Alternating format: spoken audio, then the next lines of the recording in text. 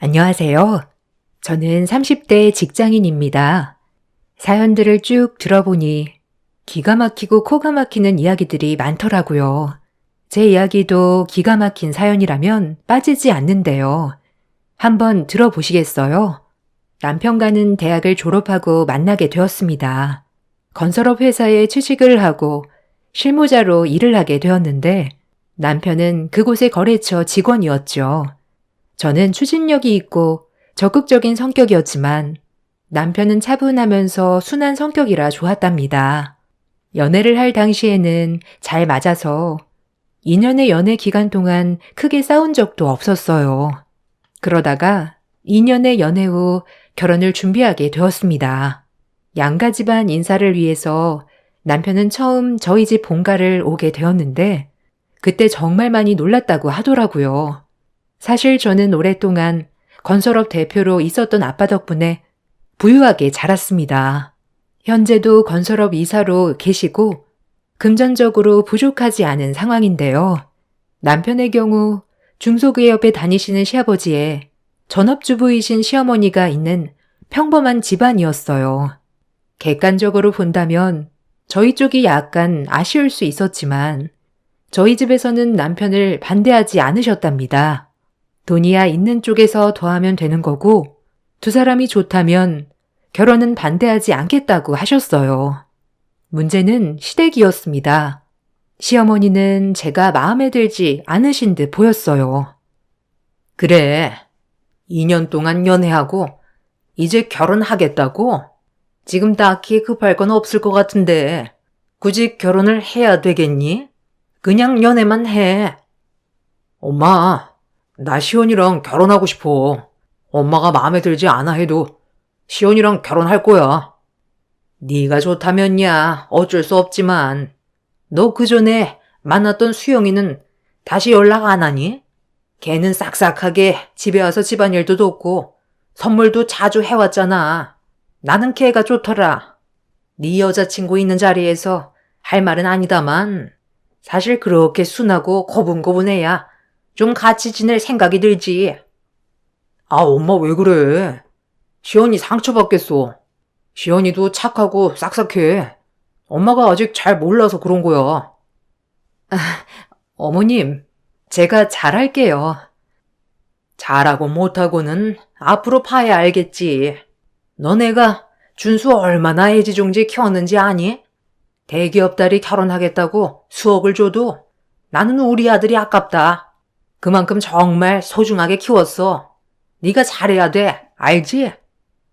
시어머니는 만난 그 순간부터 막말을 퍼부으셨답니다. 쿨한 사람인 척 이야기를 하시긴 했지만 영 제가 마음에 들지 않는다는 티를 팍팍 내셨죠. 거기다가 전 여자친구와 비교도 서슴지 않았는데요.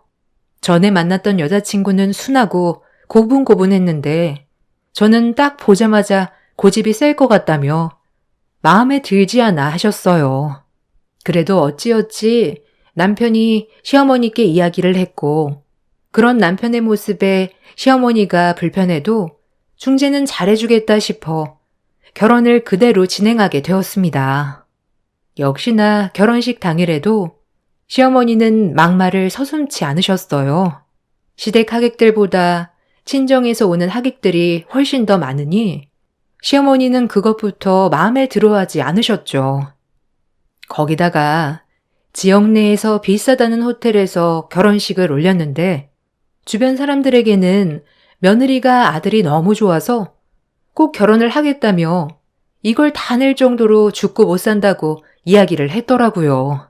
친구들이 우연히 듣고 저에게 말해주며 고생 좀 하겠다고 이야기를 하는데 정말 너무나 창피하고 그때 처음 잘못 선택을 한 건 아닐까 생각이 들었죠.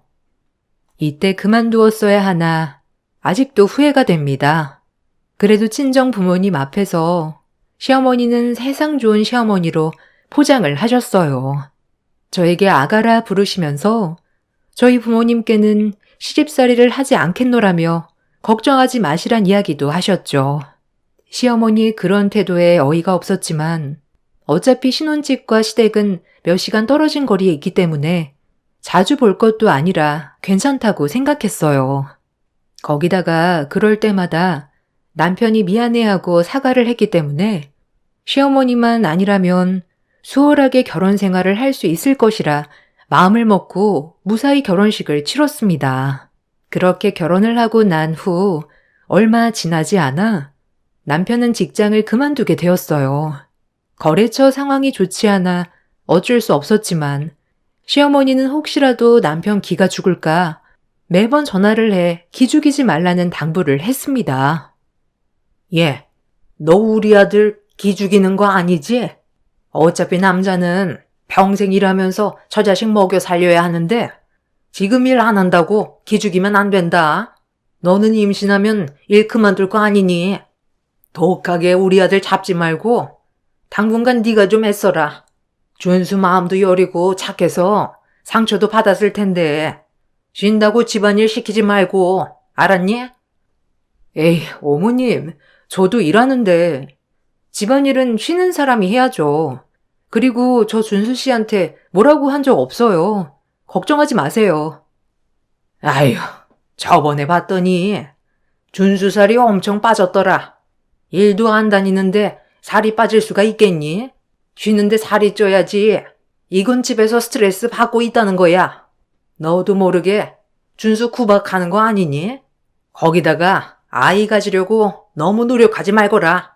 우리 준수 기운 빠지면 안 되니까 당분간은 좀 자제해. 어머님, 무슨 그런 것까지 신경 쓰세요. 그냥 저희가 알아서 잘할 테니까 걱정하지 마세요. 준수 씨도 금방 취업하겠다고 하는데 어머님이 이러시는 게 더 부담되겠어요. 예, 너는 시어머니가 말하면 내내 하면 될 것을 따박따박 발대꾸를 해야 되겠니? 아유, 독한 것. 옆에 있으면서 얼마나 스트레스 받을까? 시모는 간간히 전화를 해 제 속을 긁었지만 저는 시모의 말에 반박을 했어요.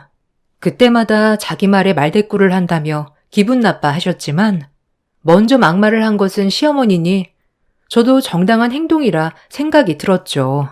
남편에게 시어머니의 이런 말을 전해주면 남편은 민망해하면서 엄마가 자신을 너무 걱정해서 그런 거라며 달래주곤 했답니다. 얼마 지나지 않아 오랜 기간 근무를 해서 그런지 남편의 재취업은 바로 할 수 있었어요. 전에 하던 일에 비슷한 업무이긴 했지만 현장 일이 많아서 힘들어하긴 했답니다. 적응하는데 오래 걸릴 수도 있겠다 생각이 들었지만 일이 손에 맞지 않을 것이라 생각은 하지 못했어요. 결국 남편은 일을 하다가 사고를 당하게 되었습니다. 사고가 제법 크게 나서 남편은 수술을 받아야 했어요.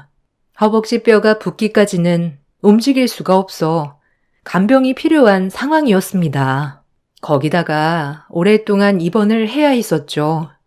남편이 입원을 하고 처음에는 간병인을 고용했는데요. 그때마다 남편은 너무 불편하다고 이야기를 했답니다. 그래서 시모에게 부탁을 해보자고 이야기를 했는데 남편은 그게 더 불편할 것 같다며 저에게 조심스럽게 간병을 부탁하더라고요. 사실 남편과 저는 체구 차이도 많이 나기 때문에 제가 혼자 남편을 간병하는 것이 쉽지 않은 거라 생각이 들었는데요. 그래도 남편은 남의 손은 싫다면서 저에게 간병을 부탁했습니다. 재택근무도 할 수 있었던 상황이라 병실에서 근무도 하면서 자신을 간병해달라고 이야기를 하더라고요. 여보, 나 간병하는 거 당신이 해주면 안 돼? 웬만하면 이런 부탁하기 싫은데 그래도 당신이 해줘야 마음이 편할 것 같아.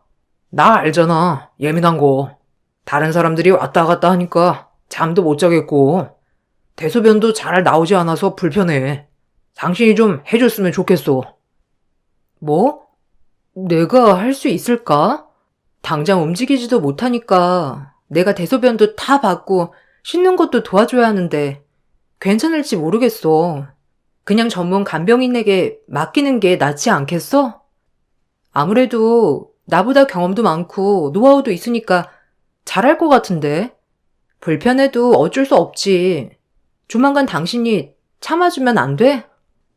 시연아, 나 진짜 처음 부탁하는 거야. 이번에 간병해주면 내가 평생 모시고 살게. 제발. 일하는 동안에는 뒤치작거리 안 해도 되니까 간병 좀 해주라. 일단 회사에도 이야기를 해봐야 하니까 생각을 좀 해보자. 남편은 며칠 동안 간병이 불편하다며 저에게 부탁을 했어요. 당장 직장을 쉴 수 있는 것도 아니었기 때문에 고민이 많았죠. 더군다나 시모와 남편이 1인실만을 고집해 나가는 비용도 만만치 않았는데 간병인까지 붙이려고 하니 지출이 더 크더라고요.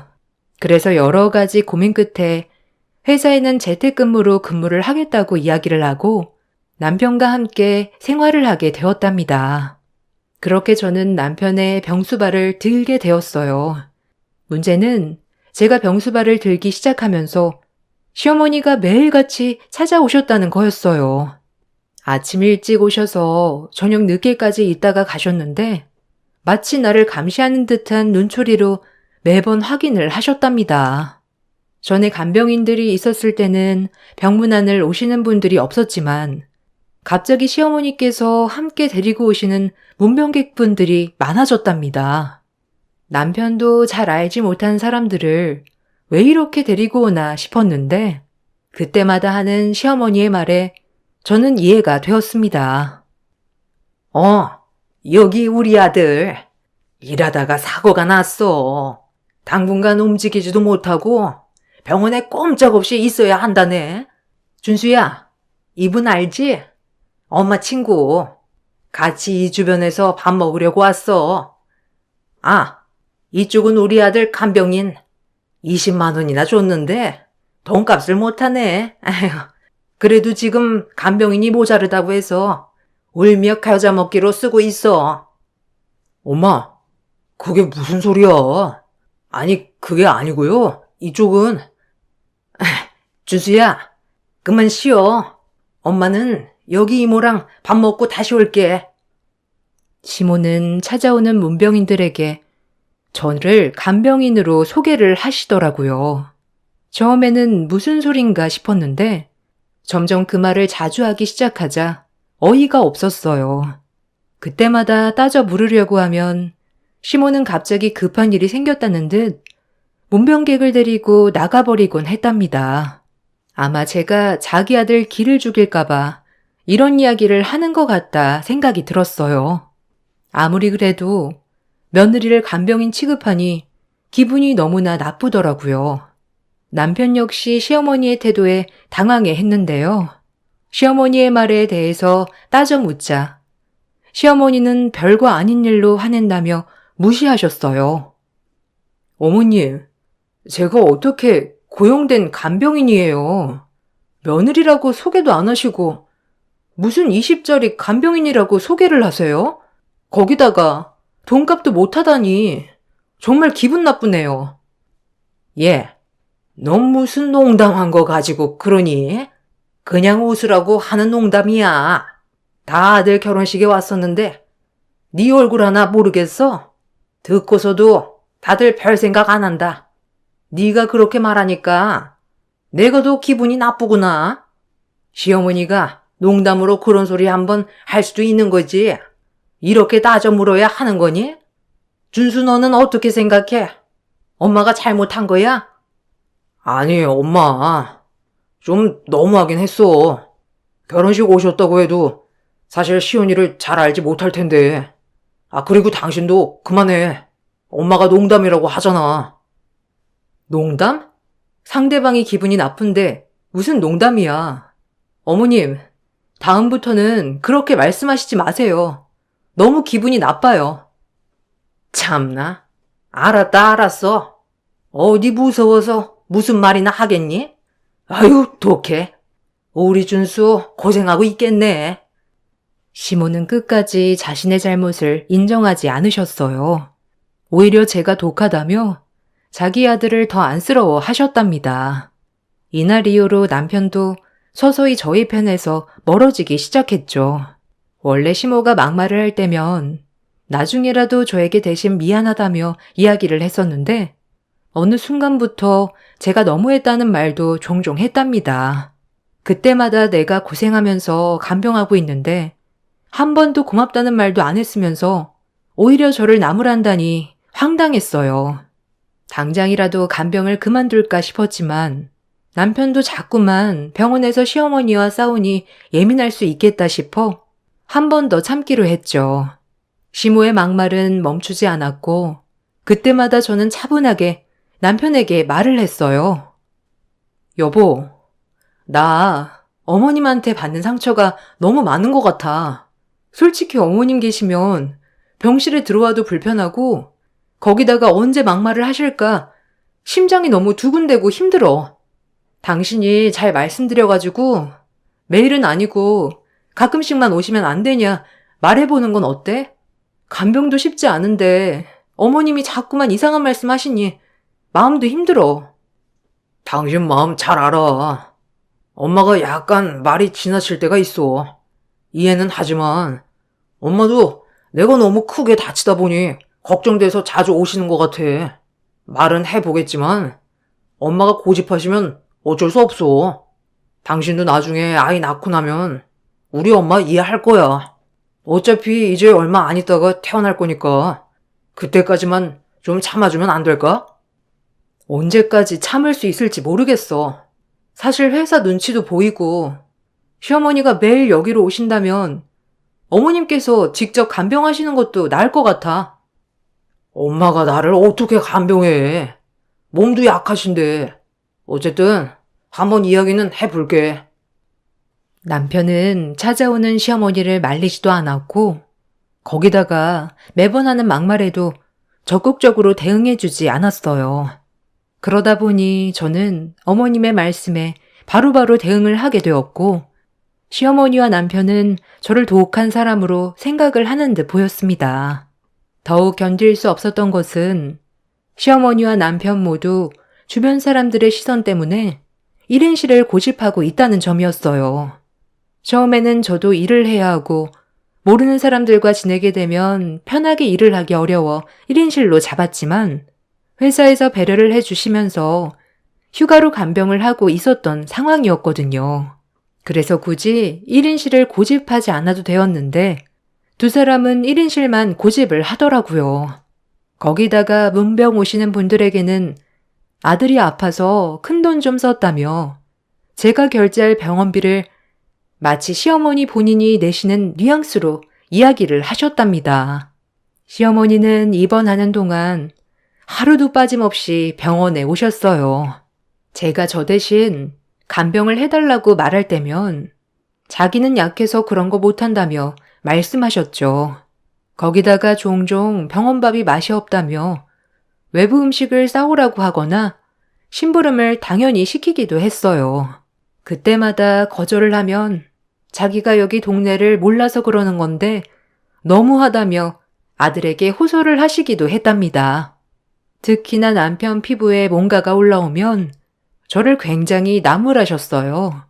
간병을 잘하지 못해서 나는 거라며 제 탓을 하셨죠. 미묘하게 기분 나빴던 시간들이 흘러갔지만 바뀌는 건 없었어요. 매일같이 시어머니는 문병인들과 함께 병원을 방문하셨답니다. 특히나 그때마다 자신이 며느리에게 20만 원이나 지어주면서 간병 부탁을 했다며 요즘 이런 시어머니 없다며 자신을 칭찬하는 말을 하시기도 했어요. 저는 더 이상 시어머니의 말에 참을 수 없다 생각하여 남편에게 이야기를 했습니다. 당신 어머님 정말 너무하신 거 아니야? 아니 어떻게 매번 저렇게 없는 말을 아무렇지도 않게 하셔? 거기다가 내가 언제 간병비로 20만 원씩 받았어. 어머님이 주셔도 받지 않을 거지만 없는 이야기를 저렇게 사실처럼 말하다니 난 너무 황당해. 여보, 어머니가 태어나고 챙겨주실 수도 있지. 왜 말을 그렇게 해? 솔직히 엄마 없었으면 당신 병실에서 일한다고 나 잘 돌보지도 않았을 거잖아. 그나마 엄마가 같이 있으니까 좀 더 신경 써서 간병한 거 아니야? 아니 주변에도 입원한 사람들 많은데 그때 다 당연하게 와이프가 가서 병간호 한대. 그런데 당신은 내가 부탁하면서 비로야 해준 거잖아. 그러면서 이 정도 말도 참아주지 못해? 난 당신이 더 서운해. 아니, 여보. 내가 그래서 당신 생각해 간병인들도 매일 보내줬잖아. 불편하다고 하면 다른 사람으로 바꾸고, 거기다가 퇴근하면 나는 매일 여기 와서 간병했는데, 그런 얘기를 해? 간병은 그렇다 치더라도, 어머님이 자꾸 막말하시는 건 당신이 막아줘야 하는 거 아니야? 불편하다고 해도 바뀌는 것도 없고, 어머님은 매번 뭐라고만 하시잖아. 거기다가 당신은 한 번도 내 편 들어주지도 않고, 서운하다면 내가 더 서운한 거 아니야? 아니, 엄마가 나 기 죽을까봐 기 살려주려고 하는 말이잖아. 당신이 자꾸 내 기 죽이니까 엄마가 나 생각해서 하는 거라고. 아, 진짜? 간병도 하기 싫으면 하지 마. 엎드려 절받기도 아니고 남편이 아프다는데 그거 하나 못 참아주냐? 남편은 저에게 너무하다며 화를 내기 시작했답니다. 그동안 고생하며 간병한 건 저인데 오히려 엄마가 더 고생하고 있다는 말도 하더라고요. 황당하고 어이가 없었어요. 솔직히 병원비로 들어가는 돈도 어마어마하고 거기다가 체구 차이도 많이 나는데 화장실 가는 게 불편하니 제가 직접 다 대소변도 받아야 했거든요. 그 고생한 것은 알아주지 않고 남들은 당연하게 하는 거라며 저를 나무라니 뭐라 할 말이 없더라고요. 남편의 퇴원일은 다가오고 그렇다고 해서 지금 당장 간병인을 구하지 못하니 결국 제가 끝까지 봐야 하는 상황이었어요. 서먹서먹하게 지내는 모습을 보고 시모는 결국 네가 우리 아들 기를 죽였다며 화를 내셨답니다. 남편은 시모와 함께 제 앞에서도 제 욕을 하기 시작했어요. 예, 너 그럴 줄 알았다. 다른 사람들은 가족이니까 당연히 간병을 하는데 너는 무슨 고귀한 몸이라고 신랑 간병 하나 제대로 못하니? 아픈 애한테 화까지 내고 정말 대단하다. 너도 나중에 네 애 낳아봐라. 애 아프면 병원에 오지도 않을 거니? 며느리 있으니까 그냥 내팽겨 둘 거야? 네 뱃속에서 나올 애가 불쌍하다 정말. 아, 엄마, 얘기 그만해. 말해봤자 나만 스트레스 받지 말이 안 통해. 어휴, 내가 쟤랑 애를 가지려고 했더니 저렇게 모성애도 없는 애를 참. 아이고, 준수야. 그러게 너 결혼하기 전에 만났던 애 다시 만나보라고 했잖아. 엄마가 사람 잘 보는 거 알지? 어쩌다가 저 독한 것한테 깨어서. 에휴. 둘 다 진짜 뭐 하는 거예요? 당신 지금 그런 말을 어떻게 아무렇지 않게 해? 지금까지 간병한 게 누군데? 그래, 당신 아주 고맙다. 내가 그 아픈 몸으로 당신한테 쩔쩔매면서 부탁했으니까 겨우겨우 들어준 거지. 솔직히 간병할 생각도 없었잖아. 진짜 이렇게 나오겠다 이거지? 그렇게 저는 두 모자의 막말에 더 이상 참을 수 없겠다 생각이 들었어요. 가방을 챙기고 나가려던 찰나에 그날 마침 병문안을 오겠다던 남편의 회사 직원들이 찾아왔습니다. 어색한 기류의 직원들도 어리둥절하면서 병실로 들어왔는데요. 그 상황에서 나갈 수는 없어 어색하게 사람들을 맞이했습니다. 시어머니는 남편 회사 직원들이라고 소개를 하자마자 얼굴색을 확 바꾸기 시작하셨어요. 직원들은 당황해했지만 어머님은 이때다 싶으셨는지 저에 대한 폭언을 처음 보는 직원들 앞에서 서슴없이 하셨죠. 아유, 우리 준수 회사 직원분들이라고요? 아유, 어떻게 여기까지. 여기 다들 앉으세요. 예, 시연아 뭐하니? 손님들 음료수라도 드리렴. 아, 어머님이시구나. 저희는 준수 씨 회사 동료고 같은 팀이에요. 이쪽은 회사 부장님이시고요. 아, 안녕하세요. 저희 회사에서 있었던 사고 때문에 준수 씨가 많이 고생한다고 해서 찾아와 봤습니다. 처음에 오려고 했는데 아무래도 좀 괜찮아지면 오는 게 나을 것 같아서 지금 찾아왔네요. 준수 씨는 몸 어때요? 좀 괜찮아요? 아, 네. 많이 괜찮아졌어요. 아, 어머님이랑 사모님께서 간호해 주셨나 봐요. 간병 정말 쉽지 않은데 대단하시네요. 아이고, 며느리는 바빠서 간병 못 해준다는 걸 제가 사정사정해서 20만 원 주면서 부탁했어요. 지금도 힘들어 못하겠다는 걸 겨우겨우 붙잡았네요. 아니, 내가 우리 아들이라서 그런 게 아니고 원래 남편이 아프면 아내가 간호도 해주고 하는 건데 우리 며느리는 참 독해가지고 못하겠다네요. 아, 간병이 쉽지 않죠. 저희도 가족들 간병은 간병인들 고용해서 하는걸요. 저희도 간병인을 처음에 구했었는데 요즘 워낙 제대로 된 사람을 구하기가 어렵더라고요. 얘가 혼자서 아무것도 못하니 좀 편한 며느리가 도와주면 좋겠는데 돈을 지어줘도 못하겠다고 하니 참. 아이고, 제가 제 말만 했네요. 얘, 너 뭐하니? 음료수 드리라니까. 아이고, 제가 저래요. 뭐 하나 제대로 하는 게 없어. 자기 말만 맞고 배려는 하나도 안 해주니 우리 준수가 고생 좀 하고 있습니다. 시모의 말에 분노가 치솟았지만 모르는 직원분들 앞에서 화를 낼 수는 없으니 참고 있었죠. 그러던 때 남편 회사 부장님이 갑자기 저를 빤히 보더니 놀라면서 저에게 말을 거시더라고요. 전혀 모르는 사람이었기 때문에 저도 놀랐는데 그 부장님께서 하시는 말씀에 시어머니와 남편은 더더욱 깜짝 놀라셨답니다.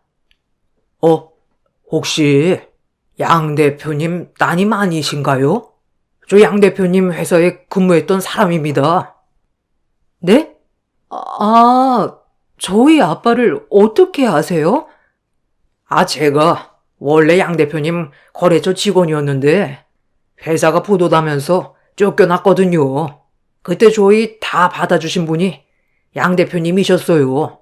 그때 양 대표님 집에도 자주 가서 가족 사진 정말 많이 봤었는데 어릴 적 얼굴이라 긴가민가 했는데 맞으시네요.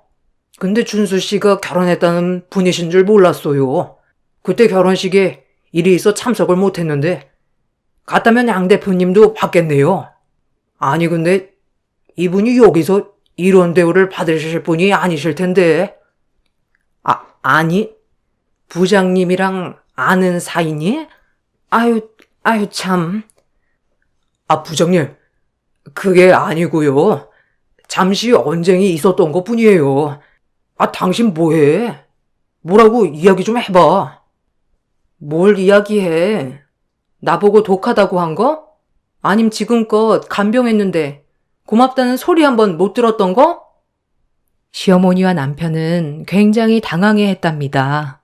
부장님은 저의 말을 듣고 시어머니의 막말이 생각이 나셨는지 아무 말도 안 하시다가 직원들과 함께 나가시더라고요. 직원들이 모두 돌아가고 나서 저도 더 이상 간병하지 못하겠다며 집으로 돌아왔습니다. 역시나 시어머니와 남편은 전화로 폭언을 끊이지 않게 하더라고요. 거기다가 부장님께 해명하라고 난리가 났습니다. 그날 저녁 갑자기 친정아빠가 집으로 찾아오셨어요. 굉장히 화를 내시면서 부장님에게 들었다며 지금껏 간병까지 한 거냐며 몰상식한 집안에 더 이상 참을 수 없다며 저를 친정으로 바로 데리고 가셨어요. 거기다가 남편과 시어머니께 전화로 더 이상 자기 딸을 그 집에 둘 수 없다며 이야기를 하셨죠. 나중에 친정아빠가 해주신 이야기를 듣고 나니 부장님께서 저에 대한 이야기를 친정아빠를 찾아가 했는지 이해가 되었습니다.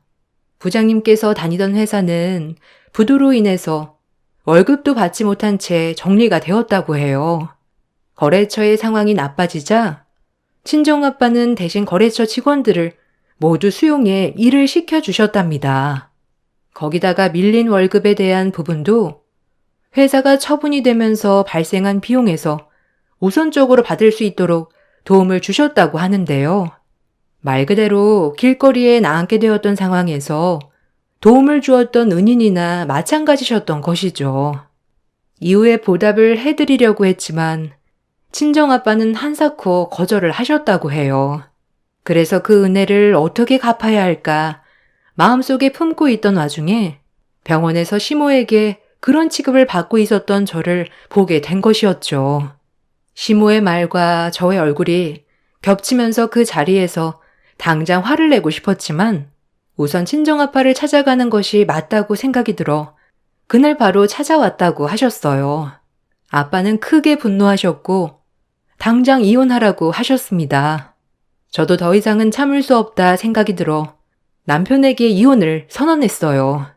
그 소식이 시모의 귀에도 들어갔는지 시모는 결국 제가 일하는 직장까지 찾아와 행패를 부리셨죠.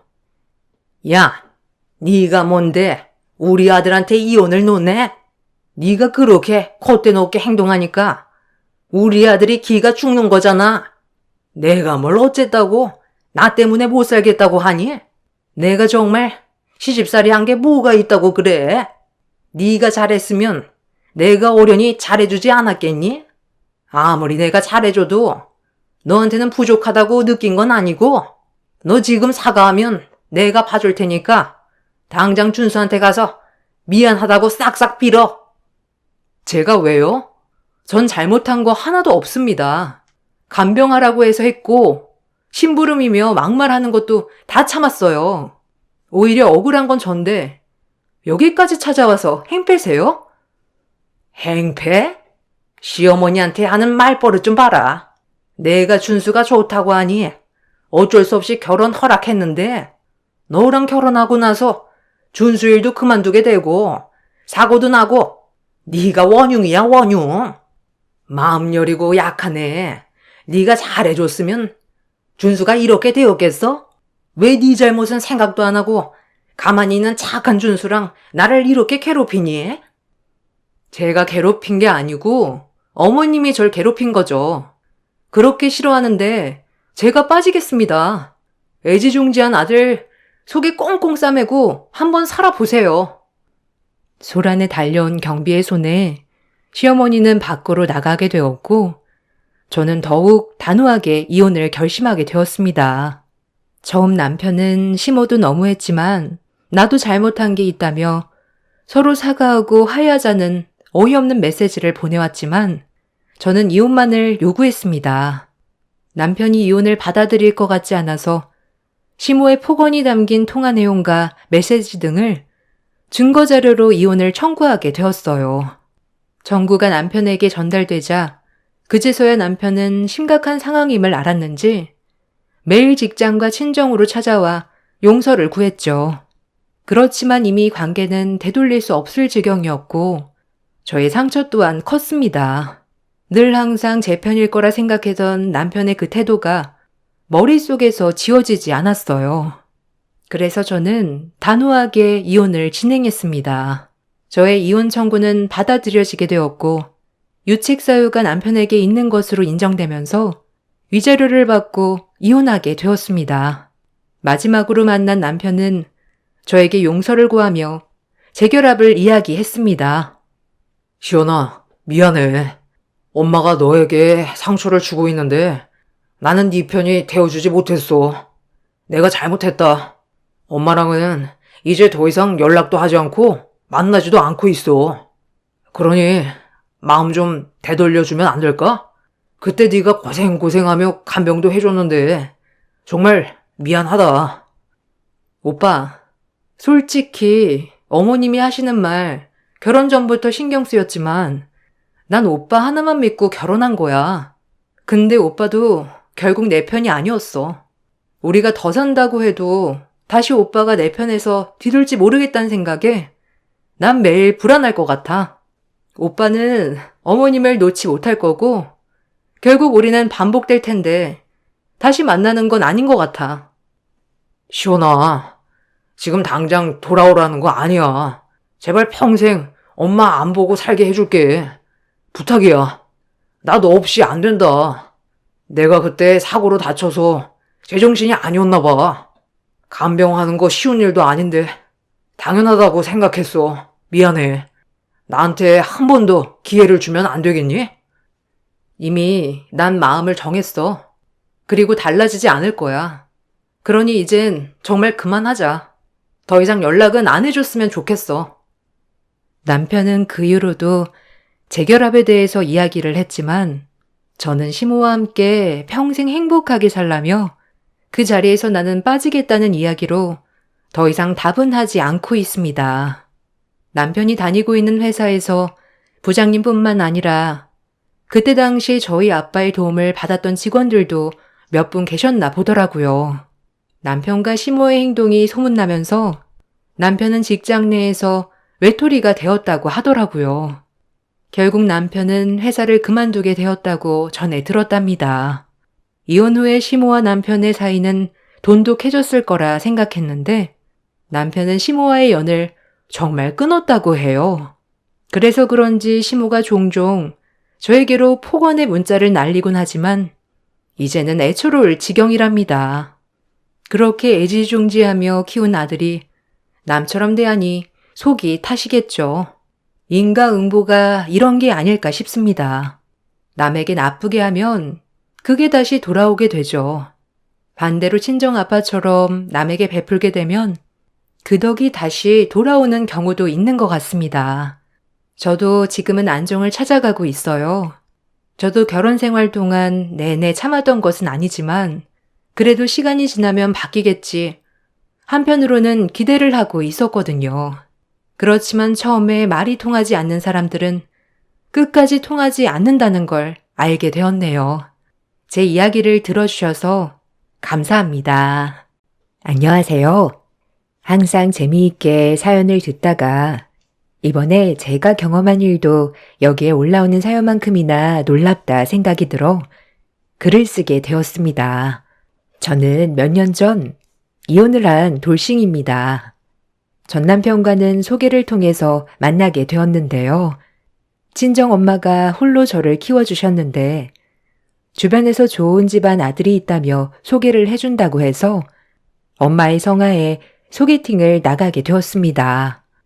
당시 남편은 자신감이 넘치고 당당한 사람이었는데요. 무엇보다 저에게 적극적으로 마음을 표현하는 모습을 보고 연애를 시작하게 되었습니다. 연애를 하면서도 남편은 저에게 자신에 대한 자신감을 적극적으로 표현을 했어요. 저는 그런 남편을 의지할 수 있겠다는 생각이 들었었죠. 1년의 연애를 하고 나서 저희는 결혼을 하게 되었습니다. 홀 어머니의 외동딸이었기 때문에 사실 결혼까지 문제없이 할 수 있을까 생각이 들기도 했지만 생각했던 것과는 다르게 시댁에서는 반대를 하지 않으셨어요. 오히려 결혼을 반기는 눈치셨어요. 어쨌든 결혼식을 올리고 나서 얼마 지나지 않아 시댁의 실체가 밝혀졌습니다. 소개를 받을 때에도 시댁은 지역 내 알부자이며 남편의 사업도 잘 되고 외제차를 끌고 다녔었는데요. 알고 봤더니 이 모든 것은 다 빚이더라고요. 매달 어마어마하게 날아오는 청구서를 보고 경악을 금치 못했었죠. 남편에게 어떻게 된 것이냐 물어보니 원래는 사업이 잘 되고 있었는데 요즘 경기가 좋지 않아 잠시 이러는 거라며 이야기를 하더군요. 여보, 이게 다 무슨 청구서야? 한 달에 이렇게나 많이 청구서가 들어오는 거야? 차는 그렇다 치더라도 캐피탈이며 은행이며 연체 안 내는 건 또 뭐야? 아니, 그게 아니라, 여보, 사실은 지금 사업 사정이 좋지 않아. 내가 어떻게든 다시 살려보려고 했는데 생각보다 쉽지 않네. 미안해. 그래도 조금씩 회복하고 있으니까 앞으로 조금씩 나아질 거야. 힘들어서 대출 받았던 게 있는데 이번에 연체되었더니 우편이 왔나 봐. 내가 다 해결할 테니까 당신 신경 쓰지 마. 남편은 모든 사실을 이야기해 주었고 저는 그때는 속이려고 그랬겠나 생각이 들어서 받아들였습니다. 결혼 전에 이런 사실들을 다 알았다면 좋겠지만 어차피 남편이 부자라서 결혼을 했던 것도 아니었기 때문이죠. 저는 그때 당시 작은 케이터링 업체에서 일을 하고 있었습니다. 열심히 일을 하고 경업을 쌓아서 내 사업을 시작하면 경제적으로도 안정적일 수 있겠다 생각이 들었어요. 그래서 열심히 밤낮 없이 일을 하고 아이를 갖는 건 잠시 뒤로 미루어 두었답니다. 아마 이 결정이 저에게는 잘한 선택이라 지금도 생각해요. 결혼 1년이 지나고 나서부터 남편의 실체를 더 확실히 알게 되었는데요. 갑작스런 경기 악화로 인해서 사업이 어려운 것이 아니라 남편은 원래 허세가 심하고 사람들이랑 어울리면서 여기저기 돈을 써 다녔던 것입니다. 자신의 허세 때문에 형편에도 맞지 않는 외제차를 무리해서 끌고 다녔던 것인데 심지어 시댁에서까지 이런 허세가 똑같더라고요. 시댁에서도 주변 사람들과 여행 다니면서 모든 경비를 내주고 감당은 저희 남편이 해야 했던 것이죠. 점점 남편과 시댁으로부터 마음이 멀어지고 있었던 그때 남편이 외도를 하고 있음을 알게 되었습니다. 남편은 사업장에서 격리를 보고 있던 여자와 외도를 저지르고 있었어요. 그동안 사업상 집에 못 들어오던 날이 있었는데 모두 상간녀와 함께 여행을 하거나 하루를 보내느라 들어오지 못했던 것임을 알게 되었습니다. 심지어 상간녀는 뻔뻔하게 저희 집을 드나들면서 제가 없을 때 남편과 오붓하게 식사를 하기도 하며 마치 자신이 와이프인 양 지내기도 했습니다. 이 모든 일들은 이웃집 아주머니들이 저에게 조금씩 눈치를 주시면서 알게 되었네요. 외도를 확실하게 알게 된 날 남편과의 대화를 나누게 되었습니다. 오빠, 그동안 나한테 거짓말 한 거 없어? 어? 거짓말 한 거? 없는데. 갑자기 왜 그래? 나 오빠가 수진 씨랑 외도하는 거 다 알아. 외도라니?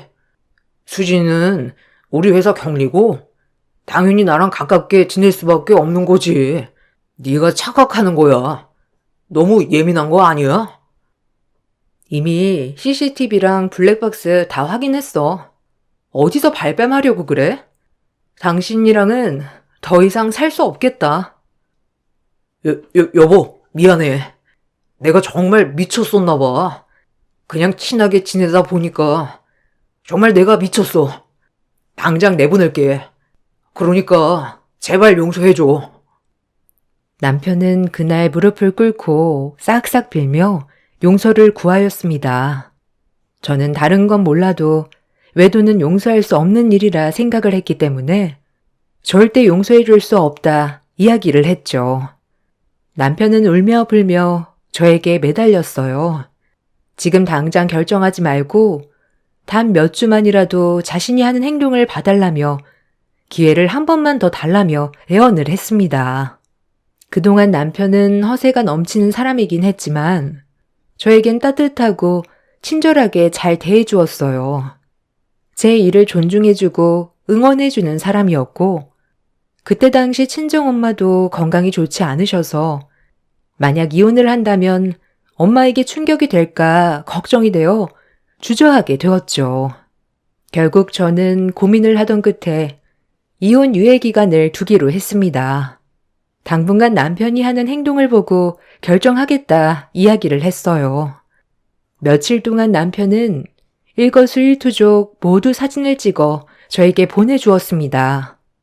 시간마다 무엇을 하고 있는지를 이야기해 주었고 일이 끝나면 다른 곳으로 새지 않고 바로 집으로 들어왔어요.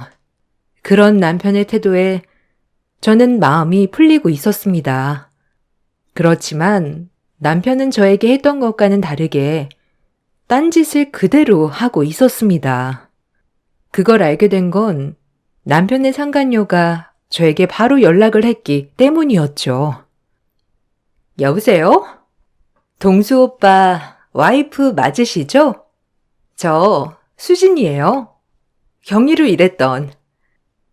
저에겐 무슨 일로 연락을 하셨죠? 이혼하고 저에게 온다고 하는 오빠가 아직도 정리가 되지 않은 것 같아서요. 오빠한테서 좀 떨어져 주세요. 네? 떨어지다니요. 그쪽이야말로 이미 끝난 사이 아닌가요? 역시 눈치가 없으니까 오빠가 진료했지. 이보세요. 오빠, 아직 저 만나고 있어요. 저희 관계 그쪽보다 더 오래됐고, 원래 오빠 옆에 있어야 되는 건 당신이 아니고 나라고요.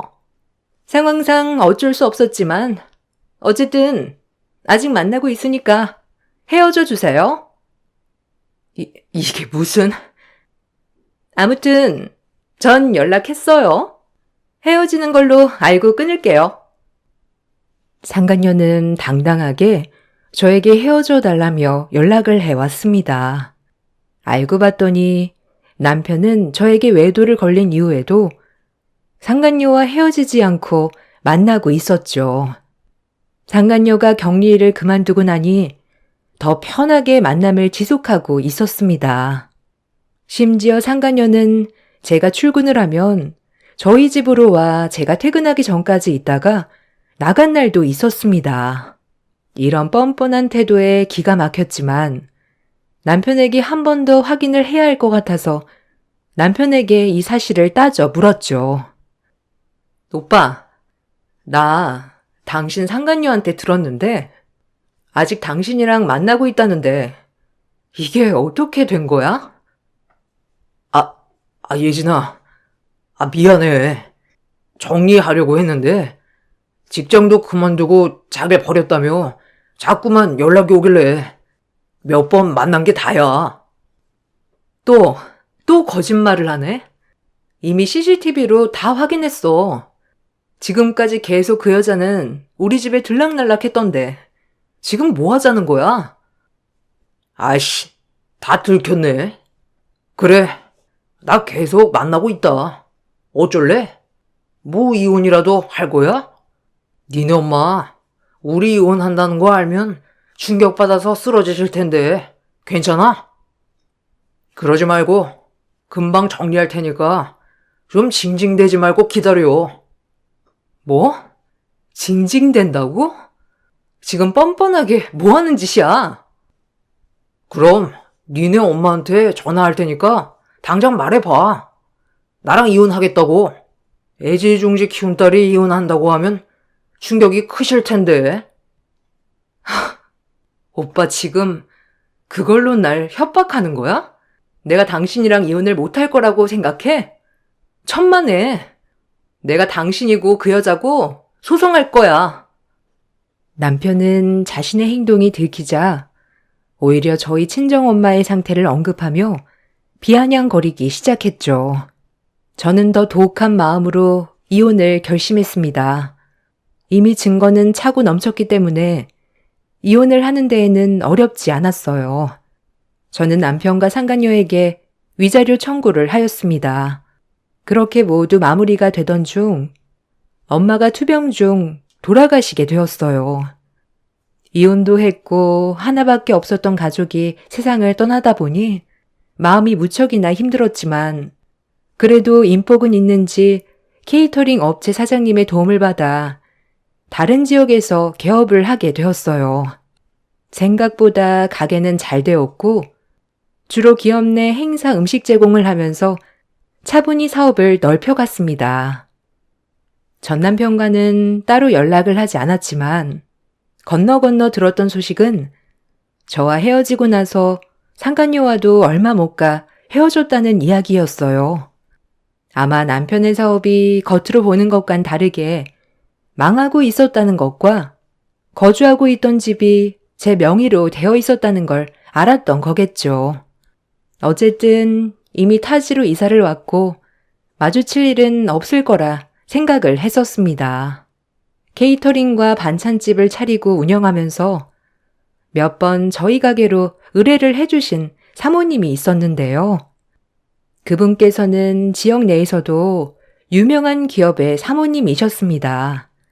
행사가 종종 있어서 그때마다 저희 가게에 의뢰를 해주셨죠.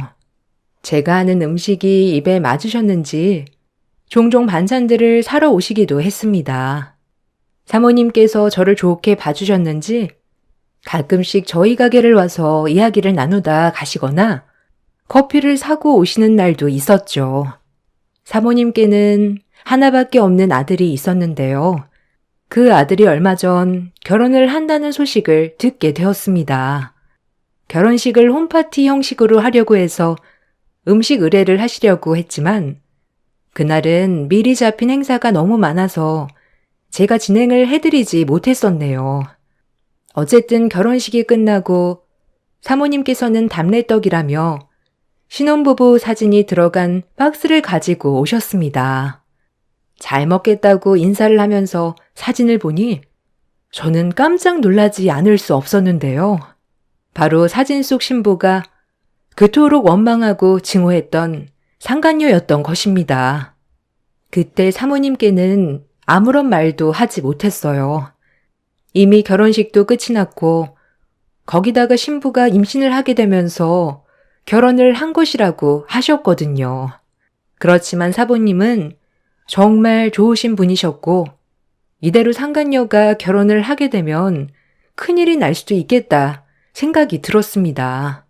저보다 더 난리가 났던 건 저희 가게 직원들이었어요. 어머, 사장님, 이 여자, 그 여자 아니에요? 사장님 전 남편 상간녀. 아니, 얘가 왜 이 사진에 있지? 그러게, 참나. 세상 좁다 좁다 해도 이렇게 만난다니 진짜 황당하다 정말. 이거 사모님한테 말해드려야 하는 거 아니에요? 이 여자 완전 독종인데. 그러니까 말이야. 어떻게 이야기를 해야 하나? 아니, 말을 하는 게 맞는 건가 싶기도 하고. 아니, 망설이시면 안 되죠. 고민을 좀 해봐야겠어. 사모님이 전혀 모르실까? 작정하고 이 여자가 속인 거겠지? 저는 그날 이후 많은 고민을 했습니다. 이미 끝난 사이이고 거기다가 그날 이후 3년이라는 시간이 더 지났기 때문이었죠. 고민을 하다 저는 오래전에 적어두었던 상간녀의 연락처를 찾아내고 연락을 했습니다. 당신의 시어머니와 잘 아는 사이임을 설명하면서 내가 이야기하기 전에 먼저 정리를 하라고 말을 했죠. 그렇지만 상간녀의 반응은 역시나 뻔뻔했습니다. 사모님이 이 사실을 아시나요? 아무리 3년 전 일이라고 해도 한 가정을 깼던 일인데 뻔뻔하게 속이고 결혼한 건가요? 어머, 그걸 왜 말해야 하죠? 그때나 지금이나 답답하네. 어차피 그날 일은 다 끝났고 배상도 했잖아요. 근데 뭐가 문제예요? 제가 부잣집에 시집가니 배 아파서 그러는 거예요? 이러니 남편이 바람나지. 저기요, 말해서 뭐 어쩔 건데요. 만일 시댁에 조금이라도 말한다면 당신 고소할 거야. 정말 뻔뻔하네. 역시 사람은 변하지 않아. 두고 봐. 내가 어떻게 하는지. 아유, 무서워라. 맘대로 해보세요. 어차피 시댁 식구들은 내 편이지 당신 편이겠어?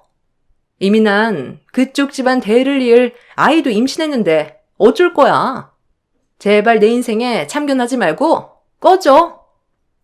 상간녀는 지난 일은 별거 아니라는 듯 이야기를 했습니다. 그런 상간녀의 태도를 보면서 저는 더더욱 이 사실을 밝혀야 되겠다 다짐을 하게 되었어요. 그렇지만 어떻게 이야기를 해야 할지 고민이 되었죠. 그러던 찰나에 사모님께서 다시 저희 가게를 찾아와 의뢰를 해 주셨습니다. 이번에는 회사 행사가 아니라 집안 행사로 문의를 주셨어요. 사모님께서는 결혼식 이후 첫 명절을 잘 보내고 싶다며 명절 음식을 혹시 도와줄 수 있는지 물어보셨습니다. 예진 씨, 혹시 이번 명절에 명절 음식 좀 우리 집에 와서 도와줄 수 있나? 원래 명절에 특별하게 음식은 안 하는데 그래도 새 식구가 들어왔으니 뭔가 준비는 해야 할 것 같아서. 바쁘면 어쩔 수 없지만 가능한지 물어보려고. 아, 네, 그럼요. 어차피 저도 명절에 딱히 가는 곳이 없어서 제가 도와드릴 수 있을 것 같아요. 필요하시면 저희 직원들이랑 같이 갈게요. 어머, 그래주면 나야 너무 고맙지. 음식 재료나 이런 건 내가 다 준비할게. 그냥 요리하는 것만 조금 도와줘. 네, 사모님. 그때 뵐게요. 명절이 다가오고 저는 당연히 상간녀가 시댁에 있을 거라 생각을 했습니다. 저의 모습을 본다면 당연히 놀랄 것이고 그 후에 어떻게 나오는지 보자 생각을 하고 있었죠. 그런데 막상 사모님 댁으로 가보니 상간녀는 오지 않았더라고요. 사모님께서는 갑자기 집안에 일이 있어 아들 내외는 못 올 것 같다며 이야기를 하셨어요. 저는 아쉽기도 했지만 그래도 사모님께 언질은 드려야 되겠다 싶어 타이밍을 재고 있었습니다. 음식을 만들다가 이런저런 이야기를 나누면서 사모님은 며느리에 대한 이야기를 하시기 시작하셨죠. 예진 씨가 살았던 동네에 얼마나 살았다고 했지? 네, 저 거의 30년은 살았죠. 왜요? 아니, 우리 며느리 있잖아. 거기 출신이거든. 나이도 비슷하고 혹시나 알까 싶어서. 아, 그렇구나. 며느리분은 어떠세요? 잘 지내고 계세요? 응.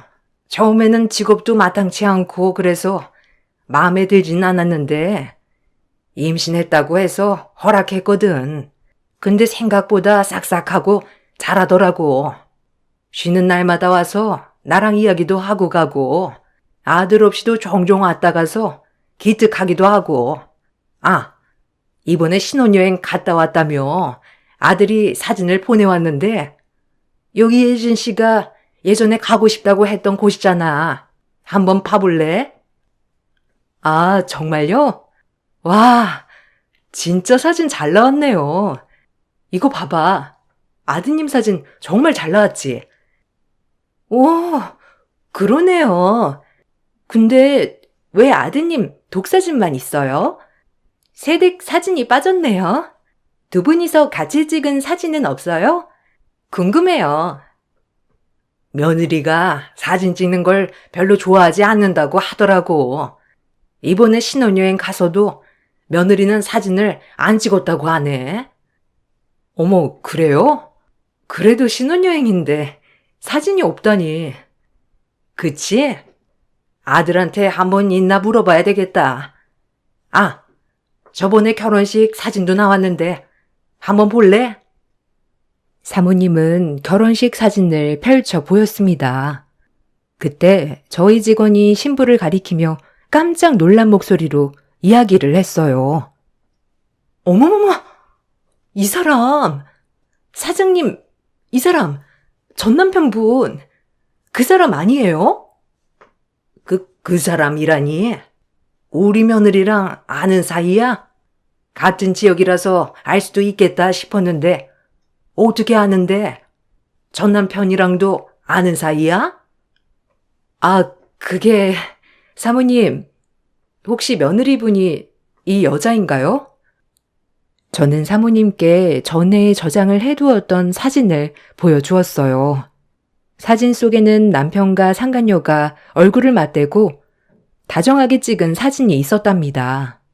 사모님은 사진을 보고 놀라기는커녕 전 남편을 가리키며 이 사람을 알고 있다며 말을 하셨어요. 아, 이 사람 며느리 사촌 오빠잖아. 어떻게 이 사진을 자기가 가지고 있어? 친하게 지냈던 사이인가? 아, 사모님, 그게 아니라 사실 이 남자가 제 전 남편이에요. 거기다 이 여자는 상간녀고요. 응? 상간녀라니? 사촌 오빠라고 했는데. 사모님, 제가 말씀드리려고 했는데 사실 이 여자 저희 남편과 외도를 저질렀고 저는 그 때문에 남편과 이혼을 했어요. 그때 예진 씨가 이혼했다는 게 남편 외도 때문이었다고? 거기다가 그 여자가 우리 며느리란 소리야? 네, 사모님. 저도 저번에 답례품으로 주신 떡에 있던 사진 보고 알았어요. 깜짝 놀랐지만 어떻게 말씀드려야 할지 모르겠더라고요. 이 이야기를 해야 하는 게 맞는 건지도 모르겠고요. 그런데 제가 먼저 이 여자에게 연락을 했더니 뻔뻔한 태도더라고요. 먼저 사실을 이야기했더라면 저도 이렇게까지 말은 안 했을 테지만 전혀 걱정하지를 않더라고요. 그래서 사모님께 말씀을 드려야 되겠다 생각이 들었어요.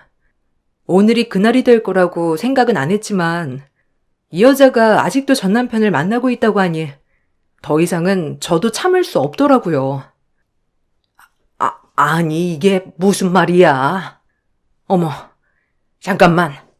나 금방 며느리 부를게. 사모님은 바로 아들네에게 전화를 걸었고 당장 집으로 오라며 호통을 치셨습니다.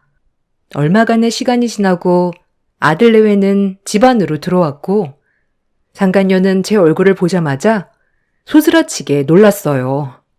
저는 놀라 들어오는 상간녀를 보며 서 있었습니다.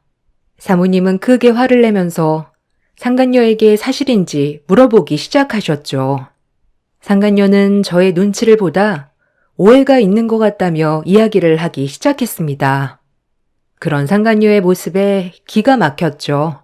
상간녀는 억울하다는 듯 오열을 하면서 사실이 아니라고 말하기 시작했습니다. 사모님은 혼란스러운 얼굴이었고 아들은 영문도 모른 채 상간녀를 달래기 시작했습니다. 저는 사실을 알려드리기 위해 미리 찍어둔 판결문을 사모님께 보여드렸죠. 판결문을 본 사모님은 갑자기 자신의 방으로 들어갔습니다. 그러더니 몇 장의 사진을 상간녀에게 던졌습니다. 던져진 사진을 보니 상간녀와 전 남편이 함께 다정하게 호텔로 들어가는 사진이었어요. 저도 그 사진을 보고 깜짝 놀랐죠. 상간녀도 놀랐는지 오열하던 것을 그치고 당황스러운 얼굴을 했어요. 너 얼마 전에 거리에서 나랑 마주친 적이 있었지? 그때 옆에 있던 남자 네 사촌 오빠라고 했고 처음에는 별 생각이 안 들었는데 그날 그 남자랑 손을 잡고 있었던 것이 자꾸만 머리에 아른거리더구나. 그래서 내가 뒷조사 좀 했다. 그런데 너는 사촌 오빠랑 호텔을 가니? 너 어디 설명을 좀 해봐라. 어머님, 그게 아니고요. 이 사람은 제 사촌 오빠가 맞아요. 이날 사촌 오빠가 오랜만에 여기로 와서 숙소를 잡아주려고 간 것뿐이에요. 그리고 저는 저분의 남편을 몰라요. 저분도 모르고요. 무슨 말을 들으셨는지 모르겠지만 오해하신 거예요. 그래? 그럼 어디 이 사진도 한번 이야기해봐라. 여기 예진 씨가 자기 전 남편이라며 보여준 사진인데 네가 모른다고 하는 예진 씨 전 남편이랑 네 사촌 오빠랑 얼굴이 똑같이 생겼잖니. 거기다가 이 옆에 있는 여자는 네가 아니야? 그건 어머니.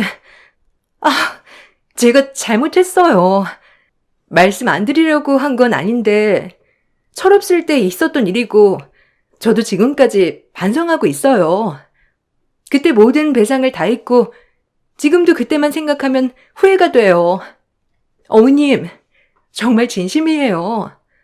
저 상진 씨 정말 사랑하고 상진 씨 아이도 가졌어요. 제발 용서해 주세요. 용서라고 했니 지금? 넌 이런 어마어마한 거짓말을 하고서 용서를 바라는 거야? 네가 지금 어떤 짓을 했는지 알기나 해? 감히 우리 집에 이런 모욕적인 짓을 해? 너 상진이 얘가 하는 말 알았던 일이니? 아니, 엄마, 이게 뭐야? 여보, 거짓말이지? 진짜 당신 이런 일 저질렀어? 아니야, 여보. 그게 아니고. 다 옛날 일이야. 반성했어. 정말이야. 믿어줘. 반성했다는 애가 아직도 거짓말이네. 네 사촌 오빠라는 사람이랑 아직도 만나고 있잖아. 어머니, 용서해주세요. 다신 안 그럴게요. 상간녀는 사모님의 바짓가랑이를 잡고 울며 불며 용서를 구했죠. 그렇지만 사모님은 상간녀를 노려만 볼 뿐 냉정한 반응이었답니다. 결국 아들이 상간녀를 데리고 나갔고 사모님은 저에게 허심탄회하게 이야기를 하신다며 그동안의 일을 이야기해 주셨어요. 알고 봤더니 사모님께서도 결혼 전에 이미 상간녀와 전 남편이 함께 있는 장면을 여러 번 목격하셨더라고요. 두 사람은 헤어지고 난 후에 다시 만났고 결혼 준비를 하면서도 만남을 지속했던 거라더라고요. 처음에는 사촌 오빠라고 해서 믿었는데 함께 있는 장면을 사모님뿐만 아니라 주변 다른 사람들도 목격을 하다 보니 의심을 하기 시작하셨대요. 그래서 아들네 몰래 상간녀의 뒤를 캐기 시작하셨죠. 그러다 보니 두 사람이 함께 여러 차례 숙박업소에 향했다는 것을 알게 되셨던 것이랍니다. 그렇지만 이것만으론 두 사람이 어떤 관계인지 제대로 알기 어려웠고 이미 사촌오빠라고 소개를 했었기 때문에 섣불리 이야기를 꺼낼 수 없었다고 하셨어요. 그래서 저와 같은 지역에서 자랐기 때문에 이번 기회에 한번 물어보려고 저를 부르셨던 것이었죠. 저는 상간녀와 전 남편의 이야기를 모두 해드렸습니다. 이야기를 들으시며 사모님은 충격을 받으신 듯 보였어요. 그렇게 그날이 지나가고 사모님은 계속해 보이시지 않으셨답니다. 저도 다시 일상으로 되돌아가게 되었는데 어느 날 상간녀가 저희 가게로 찾아왔답니다. 저는 용서를 구하러 온 줄 알았어요. 그런데 상간녀는 가게에 있던 반찬들을 모두 던져버리며 소란을 피우기 시작했어요. 네가 내 인생을 망쳤어. 이미 다 배상한 일이잖아. 돈도 다 받아놓고 네가 뭔데 내 인생을 망쳐? 네 멍청함 때문에 남편이 바람핀 거라곤 생각을 안 하는 거야? 네 남편 너랑 결혼하고 한 번도 행복하지 않았다고 하더라. 거기다가 돈돈거리면서 자기를 자꾸만 쪼아댔다고 하던데 역시나 내가 부잣집에 시집 간다고 하니 부러웠던 모양이지? 너는 가지지 못한 것들을 내가 다 차지하니까 부러워서 그랬니? 왜? 처음부터 돈을 더 달라고 하지 그랬어? 참나, 너는 여전히 반성은 안 하는구나. 네가 한 짓이 얼마나 쓰레기 같은 짓인지 알기나 하니? 하긴 네가 알았다면 처음부터 유부남이랑 만났겠어? 당장 경찰 부를 테니까 너 지금 그 뻔뻔한 태도 경찰서에서도 한번 보여줘. 경찰? 하나도 안 무서워. 너 당장 어머님께 찾아가서 오해한 거라고 말해. 그것만 말해준다면 나 여기로 다신 찾아오지 않아. 내가 왜? 사실을 말한 것뿐이고 거기다가 이미 사모님은 네가 거짓말한 걸 눈치채고 계셨어. 어차피 밝혀질 일이었다고. 거짓말 하지 마. 어떻게 알아? 네가 어떻게 아냐고? 상간녀의 행패는 멈추지 않았고 직원의 신고로 출동한 경찰의 손에 끌려나갔죠. 갑자기 와서 행패를 부리는 상간녀가 너무나도 황당했지만 좁은 지역이라 그런지 상간녀의 행동은 소문이 퍼져버리고 말았습니다. 상간녀의 행패가 사모님 귀에도 들어갔는지 사모님은 며칠 후에 저희 가게로 오셔서 대신 사과를 해주셨습니다. 예진 씨, 내가 정말 미안해. 예진 씨가 열심히 일하는 공간인데 내가 며느리 하나 잘못 들여서 이런 일을 겪게 하네. 정말 미안해. 배상은 내가 해줄게. 아니요, 사모님. 배상은 사모님이 아니라 그 여자가 해야죠. 아휴, 정말. 처음부터 마음에 들지 않았는데 끝까지 엉망진창이네. 아들도 이번에 제대로 알게 된 모양이야. 이혼하자고 했는데 안 된다며 울며 불며 우리 집에도 찾아와서 하루 종일 무릎 꿇고 울어대는 통에 정말 난리가 아니야. 그래도 어쩌겠어. 품을 수 있을 정도의 잘못을 한 것도 아니고 어마어마한 잘못을 해놓고선 뻔뻔한 태도니. 참 며느리, 아니 그 여자 임신한 것도 우리 아들 아이가 아닐 수도 있을 것 같아. 네? 아니 그럴 리가요. 그래도 임신까지 거짓말을 했을까요? 그러게. 나도 그럴 수 있을까 싶은데 아들은 그럴 수 있겠다고 생각하는 모양이야. 어쨌든 그런 일을 겪었다니 예진 씨도 힘들었겠다. 지금은 괜찮아요. 사모님께서 많은 충격을 받으셨을 것 같아요. 모쪼록 잘 해결되시길 바랄게요. 사모님께서 방문을 하고 가신 후에는 얼마 동안 오시진 않으셨어요. 저도 일 때문에 정신이 없었는데 나중에 직원들이 여기저기 소문을 들었는지 이야기를 해주더라고요. 상간녀는 결국 사모님 아드님과 헤어지게 되었다고 해요. 끝까지 자신은 잘못이 없다며 잡아댔지만 전 남편과 외도를 저지르고 있었다는 증거도 확보가 되었다며 외도로 인한 이혼 청구를 받게 되었다고 합니다. 아이에 대해서는 아직 친자 확인이 되지 않아서 출산 이후에 확인을 하고 결정이 된다고 하더라고요. 아마 그때가 되면 다시 한번 소식이 들려오지 않을까 싶습니다. 그때 상간녀가 가게에 와서 행패를 부린 부분에 대해서는 저도 영업 방해죄로 신고를 했답니다. 상간녀도 저에게 명예훼손으로 고소를 했지만 받아들여지진 않았어요. 다 제 탓이라며 주변에도 많이 말을 하고 다닌 모양이더라고요. 그렇지만 이미 상간녀에 대한 소문이 돌면서 오히려 상간녀에게 이런저런 이야기를 들었던 분들이 오셔가지고 이야기를 해 주시더라고요. 이미 몇 년이 지난 상황이었지만 저는 아직도 뚜렷하게 기억이 나는데 상간녀는 참 기억력도 없는 모양이에요. 처음에 상간녀에 대한 이야기를 할 때는 어느 정도 각오를 하고 한 이야기였어요. 사실 고소가 성립된다고 하더라도 벌금형은 각오하고 있었는데 성립이 되진 않았더라고요.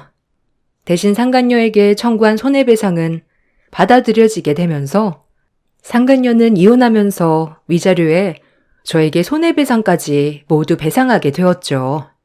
사모님 아드님을 만나게 된 것도 지인을 통해 물어물어 이지호까지 아드님과 결혼을 하기 위해 작업을 한 거라고 해요. 지역이 달라지니 자신의 과오를 아는 사람이 없을 거라 생각을 했던 거죠. 우습게도 상간녀는 저에게 끝까지 뻔뻔한 태도를 보였습니다. 고소 이후에 저를 다시 찾아왔더라고요. 나 이혼했어요. 복수 이제 다 한 거 아니에요? 그러니까 합의해줘요. 어차피 저 빈털터리고 배상해줄 돈도 없어요. 지금 이거 협박인 건 알아요? 이혼을 하건 안 하건 그건 저랑 상관없는 일이고 그때 여기서 난리치고 간 덕분에 그날뿐만 아니라 다음날까지 가게 문을 열지도 못했어요. 거기다가 다음날 행사에 쓸 재료들도 다 뒤집어 엎는 통에 쓸 수가 없었다고요. 뻔뻔하게 남편이랑 외도까지 저질러 놓고서도 당당하더니 남의 영업장 피해주고서도 당당하네요. 피해요? 당신이 나한테 준 피해보다 더 큰 피해를 준 것도 아닌데 그만 합의해 주세요. 합의할 생각 죽어도 없고 끝까지 손해배상 받아낼 겁니다. 그러니 기대하지 말고 돌아가세요. 상간녀의 뻔뻔함이 오히려 다행이었는지 저는 그런 모습에 더 독하게 다짐을 할 수 있었던 것 같아요. 결혼하고 직장도 그만두고 있었는데 손해배상 때문에 듣기로는 상간녀가 공장에 들어갔다고 하더라고요. 전 남편도 이번에 상간남 청구가 들어갔고 배상을 하게 되었다고 해요. 그 후로는 정신을 차렸는지 더 이상 상간녀와는 만나지 않고 있다고 하네요. 처음 남편의 외도 사실을 알았을 때만 하더라도 복수의 칼날을 수십 번도 더 갈았던 것 같아요. 언젠가는 저 사람들에게 복수할 수 있는 날이 올 거라 생각을 했었는데 이렇게나 크게 한번 올 거라 생각은 하지 못했었네요. 지금은 원래 살았던 지역으로 다시 돌아와 작게 반찬 가게를 하고 있답니다. 여러분들도 억울한 일이 있으시더라도 언젠가는 그 못된 사람들이 벌받게 되니 힘내시길 바랄게요. 저의 긴 이야기를 들어주셔서 감사합니다. 안녕하세요. 맨날 사연으로만 시청하다 저에게도 남들에게 말 못할 사연이 하나 있어 여러분들에게 들려드리면 어떨까 싶어 신청하게 되었습니다. 저는 경기도에 거주하고 있는 평범한 30대 직장인입니다. 저는 치의생사라는 과를 나와 지금은 개인병원에서 치과위생사라는 직업을 가지고 일을 하고 있죠. 여러분들은 치과 간호사라고 이해하면 편하실 것 같네요. 19살 어떤 학과를 가야만 비전이 있을까 고민하던 시점, 담임선생님 추천으로 4년제 치의생과를 들어가게 되었습니다. 나름 공부를 열심히 했던지라 학교에서 우수한 성적으로 졸업을 할 수 있게 되었고요. 졸업 후에는 모 대학병원에서 인턴으로 사회생활 첫 발을 내딛었죠. 운명이었을까요? 치과위생사 인턴으로 처음 취직한 곳에서 치과대학 학생이었던 남자친구를 만나 사내 연애 아닌 사내 연애를 이어갔답니다. 그때 당시 남자친구는 이제 막 인턴 실습을 마친 졸업을 앞둔 치대생이었어요. 우연한 계기로 밥을 먹다가 연애까지 이어졌는데 약간 까칠할 것 같았던 처음 외모와는 달리 너무 순하고 다정한 모습에 이끌려 연애를 이어나갔어요. 연애를 하면서 치과라는 공통 분모 덕분에 재밌었던 일들이 더 많았던 것 같고요. 알콩달콩 연애를 이어나가고 시간이 흘러 남자친구는 졸업을 하게 되었고 개인병원으로 취업을 하게 되어 페이닥터의 길을 걷게 되었습니다. 저는 아직까지 대학병원에서 근무를 하며 경력을 쌓아가고 있었고 대학병원은 치과위생사가 대부분 정규직보다 계약직이 많기 때문에 저 같은 경우도 2년 단위로 계약을 하는 무기계약직 상태였습니다. 저도 어느덧 20대 후반이 되었고 이제 좀 전환점이 필요하겠다 싶어 2년의 계약을 거절하고 일자리가 있는지 알아보는 도중 남자친구가 본인이 일하는 병원에 자리가 있는데 혹시 생각 있냐고 물어보더군요. 치과에 있는 과가 분야별로 있는 대학병원과는 달리 통합적인 시스템인 개인병원에서 남자친구와 부딪히는 일이 많을 것 같아 거절했습니다. 직원들 보는 눈도 불편할 것 같았고요. 병원 시스템도 괜찮고 5년차 직원을 구하고 있어서 세인이 네가 하면 딱일 것 같아. 대표 원장님한테는 내가 말해도 괜찮을 것 같은데. 너 생각은 어때? 결혼할 때까지 여기서 진료 스타일 맞춰보고 개원하고 같이 일하는 것도 좋을 것 같아. 그래도 좀 불편하지 않을까? 같이 일하는 직원들도 알면 불편해할 거고 나랑 오빠는 괜찮은데 아무래도 직원들 눈이 좀 걸리네. 대표 원장님도 은근 압박 줄 것 같기도 하고. 정말 병원 분위기나 복지 그런 것들 다 괜찮은 거야? 개인 병원은 또 처음이라 많이 떨린다. 대학병원 같은 시스템도 아닐 거고 그래도 오빠랑 의지하면서 다녀보는 것도 괜찮겠지? 그때 당시 남편은 페이닥터 2년 정도를 하고 병원을 오픈할 예정이었어서 저와 결혼 후 함께 일하기를 희망했네요. 저 역시 저와의 미래를 꿈꾸는 그한테 고맙기도 했고 변하지 않을 거라는 믿음에 더욱더 미래에 대해 부풀었어요. 간혹 병원의 대표원장과 치과위생사 실장이 부부인 경우가 있어서 솔깃했었고 이미 머릿속엔 상담실장이 되어 남자친구와 병원을 운영할 생각에 부풀어 잠시 이성적인 판단이 흐려졌던 것은 사실입니다. 고민도 잠시 마음을 먹었죠. 남자친구에게 알겠다고 하고 남자친구가 페이닥터로 일하는 병원에 면접을 보고 일을 하게 되었습니다. 그때부터가 꼬였던 것 같네요. 처음엔 서로 연인 사이가 아닌 척 일을 하는 재미도 있었습니다. 모든 비밀 연애가 재밌듯이 말입니다. 어느 날 데스크 선생님이 저에게 환자가 제 이름을 콕 집어서 저에게 스케일링을 받고 싶다고 전화가 왔다고 하더군요. 놀랐죠.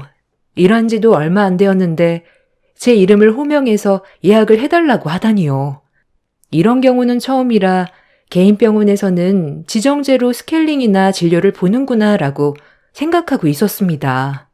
그리고 내심 다른 환자에게 저를 소개를 받은 줄 알고 더 잘해드려야겠다고 생각했네요. 예약한 날이 되었고 환자가 방문을 하였습니다. 딱 보기에 50대 후반 정도 돼 보이시는 여성분이셨어요. 그 환자분은 접수를 하시고 데스크 선생님의 안내에 따라 진료실에 들어오게 되었습니다. 진료실에 들어오신 그분은 저를 위아래로 훑어보시고는 그렇게 좋지 않은 표정으로 말을 건네셨는데 약간 느낌이 쎄했죠. 당신이 윤세인 선생인가요? 오늘 스케일링 특별히 그쪽한테 해달라고 전화까지 해서 따로 예약한 건데 맞나요? 아, 네. 안녕하세요. 환자분 윤세인이라고 합니다. 혹시 다녀가셨던 환자분들 중에 소개받으신 건가요? 제가 건넨 물음에 대답을 하지 않고 쎄하게 위아래로 훑어보시더니 계속 못마땅한 표정을 지으며 연이어 보고만 있었습니다. 스케일링 받으신 지 얼마나 되셨어요? 이쪽으로 오실게요. 아무래도 치석이 많이 쌓여 있으면 조금 불편하실 수도 있는데 최대한 아프지 않게 봐드릴게요. 여기 앉아보시고 마취각을 먼저 하시고 옆에 타구에 뱉으시면 됩니다. 계속되는 물음에도 대답이 없던 환자분을 뒤로 하고 스케일링에 들어갔습니다. 왜 굳이 저에게 예약을 하셨는지 모를 정도로 환자분은 예민 그 자체였습니다. 입가에 튀지 않는 물을 가지고 물이 튀었다고 화를 내시고 시리다고 화를 내시고 진료실에서 다른 직원들 보기 민망할 정도로 저에게 화를 내셨네요. 저도 이 시간만을 빨리 지나가길 바라며 열심히 스케일링을 해드리고 환자분을 일으켜 드렸습니다. 역시나 스케일링을 받는 내내 불편했다는 소리를 함께 들어야 했죠. 아휴, 이렇게 못하는 스케일링은 처음이네 진짜. 너무 시리고 아프기만 하고. 아우, 정말 못하면 못한다 말을 할 것이지. 죄송합니다. 불편하셨나요? 환자분께서 치석이 좀 있으신 편이라 아마 떨어져 나가면서 불편하셨을 거예요. 지금 내가 양치를 안 해서 그런 거라고 대놓고 말하는 거예요? 웃기네 진짜. 죄송하다고 하면 될 것을 나를 가르쳐? 진료실에서 이렇게 언성이 높아지자 대표 원장님이 나와서 직접 사과를 하셨고 사과를 받은 후에야 씩씩거리며 그 환자는 돌아갔네요. 치과에서 일하면서 이런 경우는 처음이라 경력자로서 좀 너무 창피하고 원장님 볼낯이 없었어요. 그런데 제가 이런 모욕을 겪고 있을 때 남자친구는 코빼기도 비치지 않는 겁니다. 너무 서러워서 화장실 가서 펑펑 울었네요. 퇴근 시간 후 남자친구와 연락해 근처 밥집에서 저녁을 먹으며 오늘 있던 얘기를 했죠. 아까 있었던 상황에 대해 그냥 넋두리라고 할까요?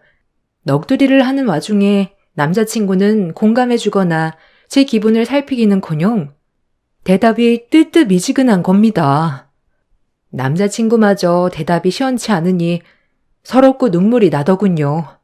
속상하고 마음이 안 좋아 서럽게 울었습니다. 아니, 오빠, 내 말 듣고 있어? 아까는 어디 갔었던 거야? 나 진짜 살다 이런 경우는 또 처음이었어. 도대체 날 어떻게 알고 지정하신 거지? 아니, 나를 무슨 철천지 원수 보듯 했다니까? 꼭 나를 알고 있는 사람 마냥 위아래로 훑어보면서.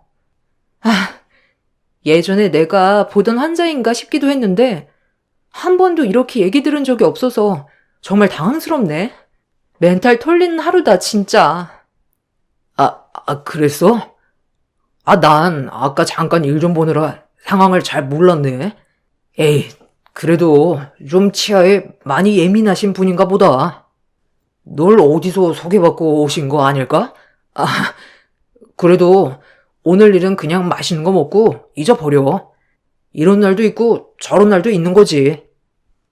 진짜 분명히 뭔가 이상해. 그냥 느낌이 쎄한 거 있잖아. 꼭 나를 알고 있는 사람처럼 말이야. 잊자 잊어. 이렇게 위로를 받으며 그날 하루를 보냈습니다. 찝찝했지만 그래도 어떻게 매번 좋을 수 있겠나 생각하며 말이죠. 그렇게 하루하루 시간이 흘렀고 저도 이 병원에 적응할 때쯤 남자친구는 개원 준비로 바쁜 나날을 보내고 있었어요. 개원 준비를 하며 프로포즈를 받았지만 산 넘어 산 넘어야 할 고비들이 굉장히 많았답니다. 연애는 둘이 하는 거지만 결혼은 가족이 만나는 거니 남자친구 부모님을 만나게 되는 일이 너무 걱정스러운 건 사실이었어요.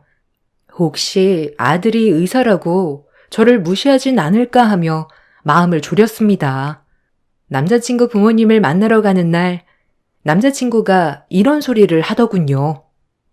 일단 우리 집 들어가기 전에 우리 엄마 보고 놀라지 마. 알겠지? 아무래도 우리 엄마가 며느리 욕심이 좀 있었거든. 무슨 소리야? 혹시 나 마음에 안 들어 하시는 건 아니지? 진작 정붙일 겸 찾아뵀어야 했나? 너무 떨린다. 엄마가 말이나 표정은 쌀쌀 맞아도 처음이라 그러신 거니까 너무 놀라지 말고. 일단 오늘은 엄마 기분 좀 맞춰주라. 당연하지. 그래도 오빠 이렇게 훌륭하게 키워주신 분인데 내가 최대한 어머님 마음에 들게 행동할게. 걱정 마. 이렇게 말은 했지만 걱정이 많이 되었어요. 그리고 남자친구가 이렇게 말을 하니 더 무서웠습니다. 그래도 매도 먼저 맞는 게 낫다고 일단 저를 그렇게 썩 내켜하지 않으신다는 걸 알게 되고 오히려 마음은 편했네요. 올라갈 길만 남았으니까요.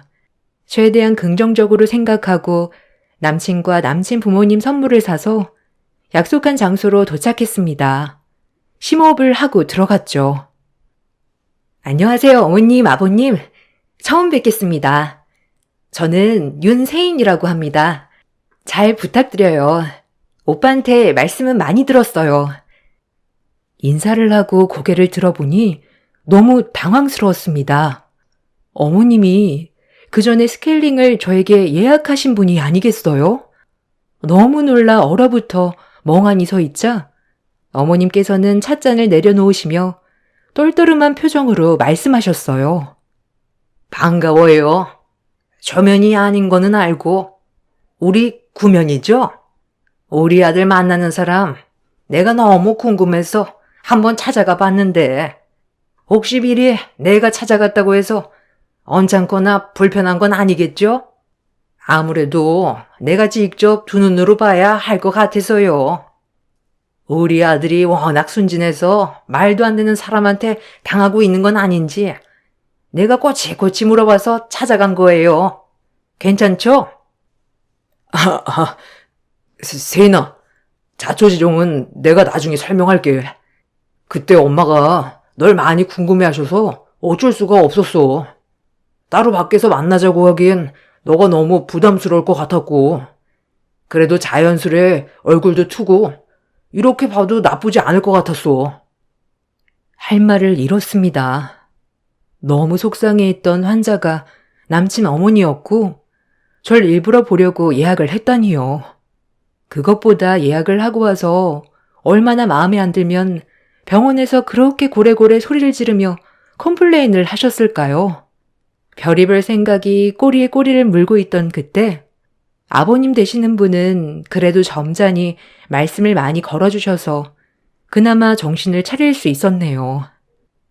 반가워요.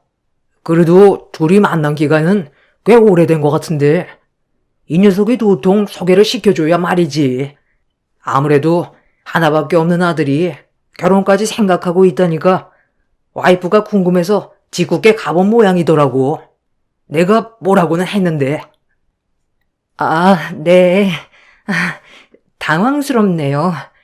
그날 마음에 안 들어 하셔서 계속 신경이 쓰였었는데, 혹시 치아 시리신 건 괜찮으세요? 우리 아들이 의사인데 어른이 그런 거 체크 안 해줄까 봐요. 덕분에 아들이 시리지 않게 해줘서 지금은 괜찮네요. 예비 시부와 시모는 성격이 정반대였습니다. 시모는 머리부터 발끝까지 저를 마음에 들어하지 않았고, 아무래도 아까운 의사 아들의 며느리는 치위생사라니요. 한 번도 생각해보지 않았던 조합이지만 아들이 너무 좋다고 사정해 허락한 느낌이 났죠.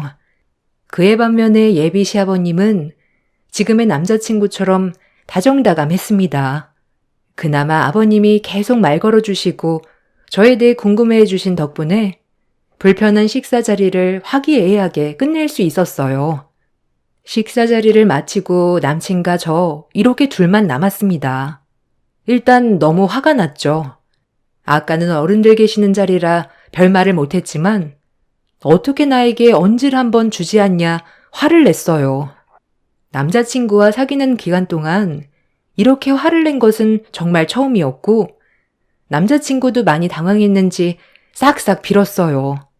도무지 화가 가라앉지 않았지만 그래도 이렇게 잘못했다고 하는 남친을 보니 어물쩍 넘어가는 사건이 되었어요. 어머님이 절 너무 마음에 안 들어해서 마음에 걸렸지만 우리 부모님들은 남자친구를 매우 좋아했고 예비 시아버님만은 옆에서 좋은 말씀 많이 해주셔서 어머님은 차차 결혼하면 친해져야겠다 생각하고 결혼을 준비해 나갔어요. 그렇게 결혼식이 다가오는 어느 날 남자친구 핸드폰을 우연히 보다 남자친구가 했던 잘못들을 알게 되는 사건이 있었어요. 지인에게서 온 카카오톡 메신저에는 지인의 지인들이 부탁한 진단서 허위 작성 목록들이 있었죠. 지인에게 돈을 받고 허위로 진단서를 작성해주는 작업을 그동안 해왔던 겁니다. 너무 놀래고 손이 떨렸어요. 이제 개원도 해야 하고 의사로서 경력도 쌓아가던 그때 허위 진단서 작성이라니요. 이건 엄연히 범법에 어긋나는 행위였습니다. 다짜고짜 남자친구에게 물었네요. 이게 뭐냐고. 지금 그동안 아는 지인들에게 진단서를 허위로 작성해 준 것이냐고 따져 물었습니다. 남자친구는 초기에 개원 비용이 많이 들어가니 어쩔 수 없었다곤 하지만 이렇게 범죄를 저질렀다는 게 너무 화가 나고 손이 떨렸네요. 내가 이 사람을 평생 신뢰하고 살 수 있을까 싶기도 했고요. 당장이라도 신고하고 싶었지만 일단 자초지종을 알아야겠어서 남자친구를 몰아세웠어요. 이게 어떻게 된 일이냐고 설명이 필요하다고 말했죠. 오빠, 이게 뭐야? 지금 이거 범죄인 거 알아? 허위 진단서는 면허 취소야. 자기 어떻게 이런 일을 할 수가 있어? 우리 집도 한평생 나 공부시키느라 어려운 거 너도 알잖아. 이제 나도 결혼해야 하고 언제까지 페이닥터만 할 수 없는 노릇이고 어쩔 수 없었다는 생각 안 들어? 이게 다 우리를 위해서 한 건데 그렇게 모질게 말하지 않았으면 좋겠다. 우리를 위해서라고 합리화하지 마. 오빠를 위해서겠지. 남들 페이닥터일 때 결혼 잘만 해. 오빠 혼자 안 되면 이제 둘이 벌어서 차근차근 모아 개헌하면 되지. 이렇게 범죄까지 저지르면서 개헌을 서둘러야 해? 오빠, 이건 진짜 아니라고 본다. 네가 몰라서 그래. 의사들 이런 경우 꽤 종종 있어. 나도 그러니까 쉽게 했던 거고. 너무 몰아붙이지 마. 일단 나 좀 쉬고 싶다. 지금 회피하는 거야? 내가 지금 틀린 말 해? 오빠, 이제라도 그만둬. 나 진짜 오빠가 이런 짓 하는 거 너무 싫어, 응? 제 말을 더 이상 듣지도 않고 그 사이 우리는 균열이 가기 시작했어요. 그 대학병원 인턴 시절에 만났던 순수했던 남자가 맞나 싶기도 했고 뭐가 이렇게 변하게 만들었나 싶었죠. 병원 하나 거뜬히 개원시켜줄 여자를 만났으면 이런 일은 절대 하지 않았겠지 생각하며 제 자신도 자책해보고 계속 울기만 했습니다. 그러다 꼬리가 길면 밟힌다고 진단서 작성을 원했던 사람이 신고가 들어가게 되면서 제 남친도 같이 신고 접수가 되었죠. 하늘이 무너지는 줄 알았습니다. 불법에 가담하여 경찰 조사를 받고 있는 꼴이라뇨. 일단 부모님께는 비밀로 하고 이 상황을 어떻게 풀어나가야 할지 하루 종일 뛰어다녔네요. 계속되는 조사에 결국 남자친구는 허위 진단서 작성이란 제목으로 벌금과 면허 취소가 되었습니다. 결국 의사 면허가 취소되는 지경에 이르고서야 남자친구는 이제야 정신을 차리나 싶었죠. 결국 다니던 병원에서 해고를 당하고 남자친구는 갑작스럽게 실업자가 되었어요. 저와 남자친구가 그나마 연인인 걸 몰랐던 병원 분위기라 저는 계속 다닐 수 있게 되었고 병원 직원들도 너무 충격적이라 하루 종일 남자친구 얘기를 달고 살았어요. 너무 고통스러웠습니다. 그럼에도 저는 꿋꿋이 참고 다녔어요. 저라도 정신을 차리자 싶어 이악 물고 더 열심히 일했네요. 이 사건 자체를 저와 남자친구 외에는 몰랐던 일이라 양가 부모님들께는 비밀로 하기로 했어요. 혹시라도 두 집안 부모님들이 충격받으실까봐 저희끼리 애써 수습하며 그래도 결혼 준비는 해 나갔네요. 결혼을 하면 그래도 가정이 생기니 철없던 남자친구도 변할 거라 생각하며 결혼을 이어나갔습니다. 의사 면허는 3년이 지나면 재교부 신청 허가에 따라 진행을 할 수 있기 때문에 3년만 제가 고생하기로 했습니다. 물론 남자친구는 저에게 정말 미안해했고 자신의 잘못을 뉘우치는 모습을 많이 보였기에 저로서도 용서를 할 수 있었습니다. 그렇게 결혼식을 진행하게 되었고 저희는 더 열심히 살아갔어요. 남편은 재교부 신청을 준비하면서 공부를 하고 밤에는 아르바이트를 하며 지냈고 저 역시 치과에서 열심히 일을 한 덕분에 치과 총괄 실장이라는 자리에 오르게 되었네요. 그래도 시어머님은 저를 못마땅히 하셨어요. 시간이 지나면 해결될 것 같았던 고부 사이는 시간이 지날수록 악화되는 듯 했죠.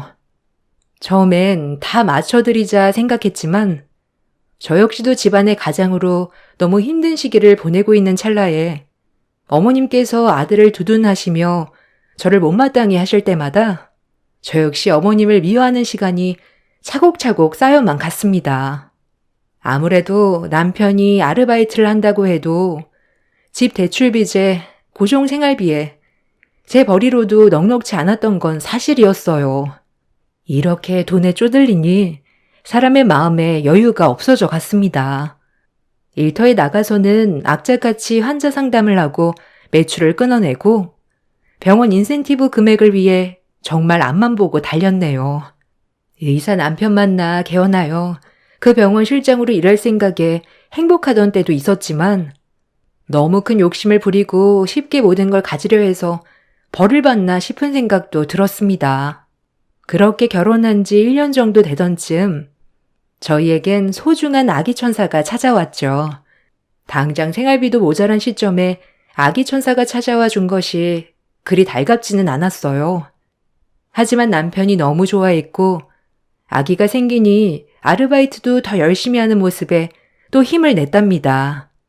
아무래도 병원 특성상 바쁘게 돌아가는 만큼 임신을 했다는 사실을 오픈하고 일을 한다는 게 쉬운 게 아니었어요. 요즘 세상이 달라졌지만 그래도 사실 눈치는 많이 보였거든요. 그래도 엄마는 강하기 때문에 열심히 일을 해 나갔습니다. 뱃속에서 응원해주는 아기 천사와 집에서 열심히 재기하려고 준비하고 있는 남편이 있었기 때문이었죠. 제가 낮에 나와 일을 하고 남편은 집에서 낮엔 공부를 하였기에 집에는 늘 사람이 있었어요. 어느 날 친정 부모님께서 반찬을 해서 집에 가져다 주셨습니다. 낮에 남편이 집에 있는 것을 보고 부모님도 많이 놀라셨죠. 부모님은 아직도 페이닥터로 일을 하는 줄 아시거든요. 엄마는 역시 다르다고 남편의 모습을 보고 저희 집이 심상치 않다는 걸 눈치챘었어요. 그러곤 전화가 왔죠. 세인아, 엄마다. 혹시 오늘 일 끝나고 집에 좀 들릴 수 있니? 엄마가 너한테 물어볼 말이 좀 있는데 시간 되니? 저도 엄마 아빠에게 임신 소식을 알려드리고 싶었던 찰나에 잘 됐다 싶어 알겠다고 한 뒤 저녁이 되어 친정집에 들렸습니다. 엄마, 나 왔어요. 나도 엄마 아빠한테 깜짝으로 알려줄 소식이 있었는데 때마침 전화했네. 역시 우린 통한다니까. 너 사실대로 말해. 최서방 지금 혹시 휴직했니? 오늘뿐만 아니라 종종 낮에 반찬 가져다 주러 가면 늘 집에 있던데. 너 어떻게 된 거야? 엄마한테 뭐 혹시 숨기는 건 없고? 아니면 고민거리라든지 있으면 다 말해봐, 얼른. 엄마의 말이 떨어지자 무섭게 눈물이 왈칵 쏟아져 나왔습니다. 작은 것 하나하나 엄마 눈에는 이상해 보였던 거죠. 우리 딸이 행여 혼자 고생하진 않을까 걱정해 주시고 마음이 많이 아프고 죄송스러워 고개를 들지 못하였습니다.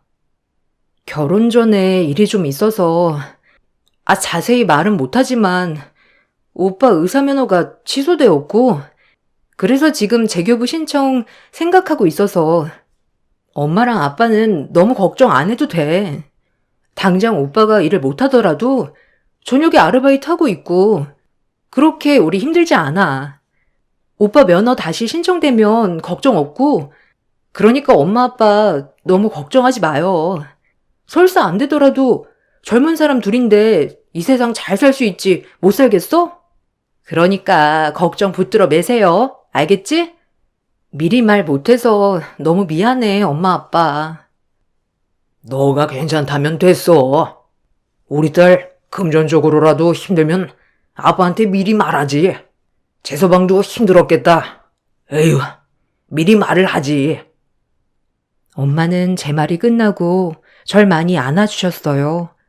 저 혼자 아무한테도 말하지 않고 어차피 면허만 다시 신청되면 될 일이니 가족들 걱정 끼치지 말자라고 했던 것들이 오히려 더 걱정을 시켰던 것 같아 죄송했습니다. 앞으로 잘 사는 모습을 보여주면 되니 씩씩하게 울음을 그치고 엄마 아빠한테 오늘 말씀드리려 했던 임신 소식을 전해드렸죠. 역시나 엄마 아빠는 저보다도 더 기뻐하셨지만 지금 생활에 아기가 생겼다고 하니 한편으론 제가 더 고생할까 걱정하시는 것 같았어요. 먹고 싶은 건 없고? 언제든지 먹고 싶은 거 있으면 엄마한테 전화해. 엄마가 맛있는 거 많이 만들어줄게, 우리 딸. 그렇게 친정에서 눈물 한 바가지를 쏟고 집으로 오는 길, 지금보다 더 단단해져야겠다 생각하며 마음을 먹었습니다. 그렇게 의지를 불끈 다지는 것도 잠시 금방 제 의지를 산산조각 내는 사건이 벌어졌고 이 계기는 저를 각성시켜 주었죠. 친정에 다녀와 집에 와보니 시어머님이 와 계시더군요. 시어머님은 저를 보자마자 다짜고짜 소리를 치셨습니다. 너 어디 갔다 이제 오니? 남편 오늘 쉬는 날 모처럼 일찍 들어와 밥이나 해줄 것이지. 지금 일 끝나고 어딜 들렸다 와? 엄마, 왜 그래? 세인이 오늘 잠깐 장모님 댁 다녀온다고 했어, 나한테. 내가 저녁 알아서 먹는다고 했고. 왜 그래요? 그래도 그렇지. 어딜 남편 혼자 집에 있는데 그렇게 돌아다니고 싶니? 내가 너 뭐 하나 보고 결혼시켰는 줄 알아? 배운 거 없고 번 데 없어도 그래도 남편 봉양 잘하겠다 싶어 끝내 결혼시킨 건데 지금 기본적인 것도 하나 안 하면 도대체 네가 우리 집안에 왜 들어와 있니? 네가 어딜 가서 의사 남편 만날 줄 알아? 호강에 겨워 요강에 똥을 싸네 이게. 어머님, 지금 말 다 하셨어요? 어머님 결혼 전부터 저 진짜 마음에 안 드셔 했던 거 다 알아요. 이유는 의사 아들 병원 하나 차려줄 며느리 없나 찾았는데 갑자기 평범한 저 같은 여자랑 결혼한다고 하니 어머님 화가 머리끝까지 나셨겠죠. 저 그래도 결혼해서 어머님, 아버님한테 못한 거 없고 짧은 시간이었지만 어머님한테 맞추고 살았다시피 했네요. 첫 만남에도 어머님이 무례하게 저 찾아오셨을 때 그냥 넘어갔어요. 충분히 더 좋은 며느리 얻고 싶어 하셨을 수도 있겠다 싶었고요. 제가 지금도 그렇게 싫으세요? 제가 어떻게 해드릴까요? 어머님이 원하는 걸 말씀해 보세요. 제가 뭘 어떻게 하면 되냐고요. 남편의 면허 취소 사건 이후로 참고 독하게 앞만 보고 달려왔던 길들이 시어머님 한 소리에 와장창 무너져 버렸습니다. 평소엔 더한 말도 하시는 분이었으나 그날만큼은 친정 부모님을 떠올리니 더 화가 나 심하게 말이 나와 버렸네요.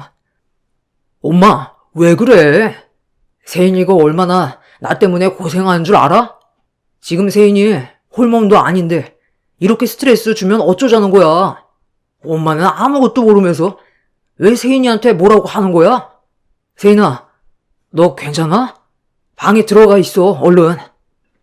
남편이 서둘러 제 편을 들어주었지만 시어머님은 완강했습니다. 오히려 제 탓을 하였죠.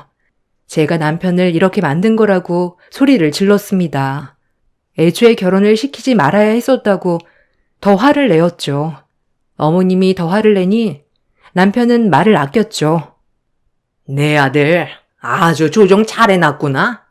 너 우리 아들이 얼마 버는 줄 알구나 하고 나한테 대드는 거니? 우리 아들 나가서 월 3천 버는 애야. 아니, 이것보다 이제 더 벌겠지. 너같이 꼴랑 2, 300 버는 애랑 급이 같다고 생각하는 거니? 본수에 맞지 않는 시집 왔으면 처음 했던 것처럼 조신한 척이라도 해야 봐줄만 하지. 너 지금 어쩌려고 이래? 당장 이혼당하고 너랑 니애 이 집에서 쫓겨나고 싶어서 그러는 거니? 이게 아주 눈에 패는 게 없어가지고 어딜 대들어? 우리 아들이 문제라고. 너 같은 걸 만나서 아직까지 페이닥터 나하고 너만 아니었음 병원 차려주겠다는 여자들 줄 섰어. 알아? 두두둑 현관에서 물건 떨어지는 소리에 모두들 현관으로 고개를 돌렸어요. 저희 아빠였네요. 오늘 그렇게 제가 울고 간 것이 신경 쓰여 최서방 기 좀 살려줄 겸 저 위로도 해줄 겸 위로차 방문했던 것이었죠. 전 그렇게 아빠 가슴에 대못을 받고 말았습니다. 그동안 딸이 시댁에서 이런 처우를 당한 걸 본 아빠는 너무 놀라 들고 오신 소지품을 떨어뜨린 거였어요. 사돈, 지금 말 다 했습니까? 그동안 우리 딸한테 이렇게 대한 겁니까? 하나밖에 없는 우리 딸 발이 부르트도록 최서방 먹여 살린 것도 모자라서 지금 사돈한테 이런 취급받고 그동안 지내왔다는 거예요? 제가 오늘 본 광경이 사돈이 늘 우리 딸에게 하는 행동 맞나요? 자네 이런 걸 보고도 우리 딸이랑 결혼하겠다고 허락받으러 왔었나? 자네가 말해보게. 아주 교양 없게 남의 집에 아무렇지도 않게 와서 지금 뭐가 어째요? 아니, 내 말이 틀려요? 이 입장 바꿔 생각해도 이렇게 기우는 결혼 누가 좋아할 거라 생각하고 덥석 시집을 오나요? 양심도 없어 유분수지. 그 딸을 보면 그 집안을 안다고. 의사라고 홀랑 넘어가서 옳다구나 시집 보낸 그 집구석도 똑같지. 내가 우리 아들 봐서 그동안 참았는데 오늘은 못 참겠네요. 막상 말이 나온 김에 우리 애들 이혼시키자고요. 우리 아들이야 의사니 재장가 가도 잘 갈 거고 애는 그쪽 내가 키워도 상관없으니 이혼만 해줘요. 너 당장 이혼해. 너가 어디 페이닥터 할 급이니? 너 병원 차려준다고 한 사람들이 줄을 섰어. 알아? 번갈아 아빠와 남편을 보며 말을 하시는 시어머님을 보고 허탈하고 웃음밖에 안 나왔습니다. 아니, 이제 제 뒤에서 숨어 눈치만 살피는 남편이 세상 쪼다 같아 보였네요. 저랑 저희 아빠에게 이렇게 모욕을 당하는 걸 가만히 보고 있는 꼴이라니 더 이상 참을 수만은 없었습니다. 실수는 했지만 다시 만회하려고 하는 남편. 우리에게 와준 아기 천사. 이 모든 걸 내가 떠안고 갈 수 있다고 생각했어요. 아니, 이렇게 열심히 살다 보면 생활은 안정되어 갈 것 같았고, 저를 좋아하지 않으셨던 어머님도 나중에 잘했다고 칭찬해 주시겠지라고 생각했으니까 나만 참자, 나만 잘하자, 내가 더 열심히 하자, 제 스스로만 달달 볶았네요. 시아버님과는 전혀 트러블이 없었기에 더 참을 수 있을 것 같았죠. 하지만 그건 제 교만이었습니다. 사람은 절대 변하지 않을 거고 어머님도 마찬가지니까요. 예쁜 아기를 낳아도 제가 낳았다는 사실에 또 아기도 미워하실 것 같았어요. 이젠 결단을 내려야겠다고 생각이 들었습니다. 모든 걸 오픈하고 정말 끝을 내야겠다 싶었어요. 이미 어머님 눈엔 의사의 환장에 어떻게든 결혼까지 해 아들만 고생하고 저는 남자 잘 만나 편히 사는 여자라는 프레임이 씌워져 있었으니까요. 어머님 말대로 이혼하겠습니다. 근데 한 가지 아셔야 할 게 있어요. 월 3천 버는 아들이요? 아드님이 그러던가요?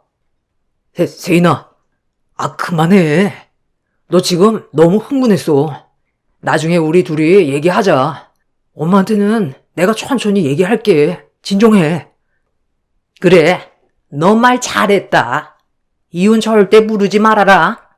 월 3천이 뭐니? 지금쯤 더 벌 텐데.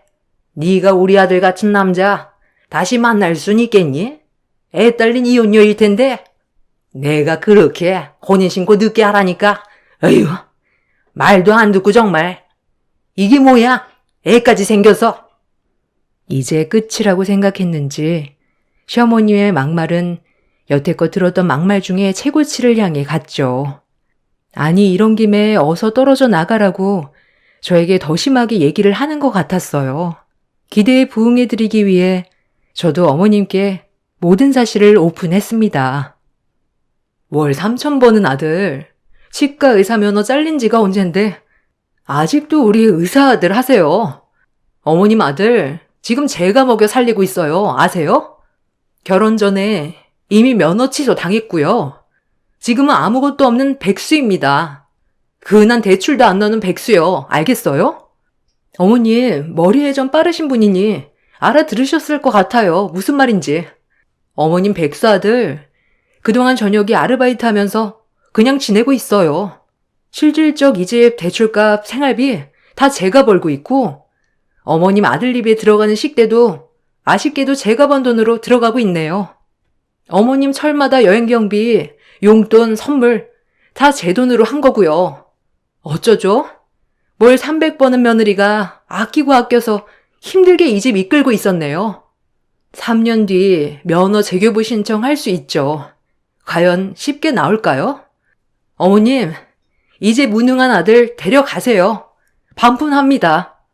전 이제 여기서 손댈 거고 어머님 하신 말씀대로 아드님 재장가 가시는데 방해되지 않게 태어나지도 않은 저희에게 친권 양육권 제가 가져갈게요. 더 이상 왈가왈부 말고 협의 이혼으로 끝내죠. 하고 방에 들어가 아빠 보고 트렁크 싸는 걸 도와달라고 했네요. 그래도 시어머님은 남편을 보고 무슨 말이냐고 하면서 길길이 날뛰었습니다. 그토록 믿는 아들, 이제 의사 면허도 없는데 어떡하나요? 남편도 제가 이렇게 터트릴 걸 예상 못했는지 더 이상 아무 말도 없었고요. 시어머님은 놀다 남편 보고 얼른 얘기하라고 다그치는 모습 뒤로 짐 싸서 나왔네요. 집 가는 길 친정 아빠 보고 너무 죄송하다고 했어요. 친정 아빠는 그래도 집 가는 길 절 많이 다독여 주시고 위로해 주셨습니다. 친정에 와 남편, 아니 전 남편 전화를 받고 협의 이혼하기로 결정했네요. 그동안 제가 뭘 지키려고 이렇게 아득바득 미련하게 살았나 싶기도 하며 허탈했습니다. 이혼을 하고 남편은 면허 재교부 신청이 이루어지지 않아 로스쿨 준비를 하고 있고요. 이혼을 결정했지만 중간에 시어머님의 장문에 톡도 와 있었고 미안하다는 말, 제가 꼭 듣고 싶었던 그런 말이 와 있었습니다. 하지만 절대 용서되진 않고요. 전 남편이 힘들어해 문자를 보내셨다는 것도 알거든요. 어머님의 욕심을 쉽게 내려놓을 수 없다는 걸 알기에 문자를 보고 그냥 일십했네요. 그리고 번호를 차단했습니다. 더 이상은 엮이고 싶지 않아서요. 잘못 끼운 단추 지금이라도 다시 끼우려고 노력 중입니다. 그동안 아이는 출산하여 간간히 면접 교섭권에만 아이를 만납니다. 남편이 시험에 붙어 다시 떳떳해지면 프로포즈를 하겠다고 재결합을 하자고 하고 있고요. 이제는 이런 말에 흔들리지 않고 제 자신을 지키고 제 인생을 살아가 보고 있습니다. 전 남편이 많이 원망스럽지만 그래도 인생에 이렇게 큰 교훈을 남겨줬던 사람이라 좋은 기억만 남기려고 애쓰고 있어요. 쓰다 보니 길지 않은 인생, 저에게도 큰 시련 하나가 왔다가 갔구나 싶네요. 지금은 많이 단단해진 것 같아요. 제 인생엔 무엇과도 바꿀 수 없는 우리 딸이 있기에 오늘도 열심히 살아간답니다. 이 시대의 돌싱맘들 화이팅을 남기며 글을 마칠게요. 읽어주셔서 너무 감사합니다.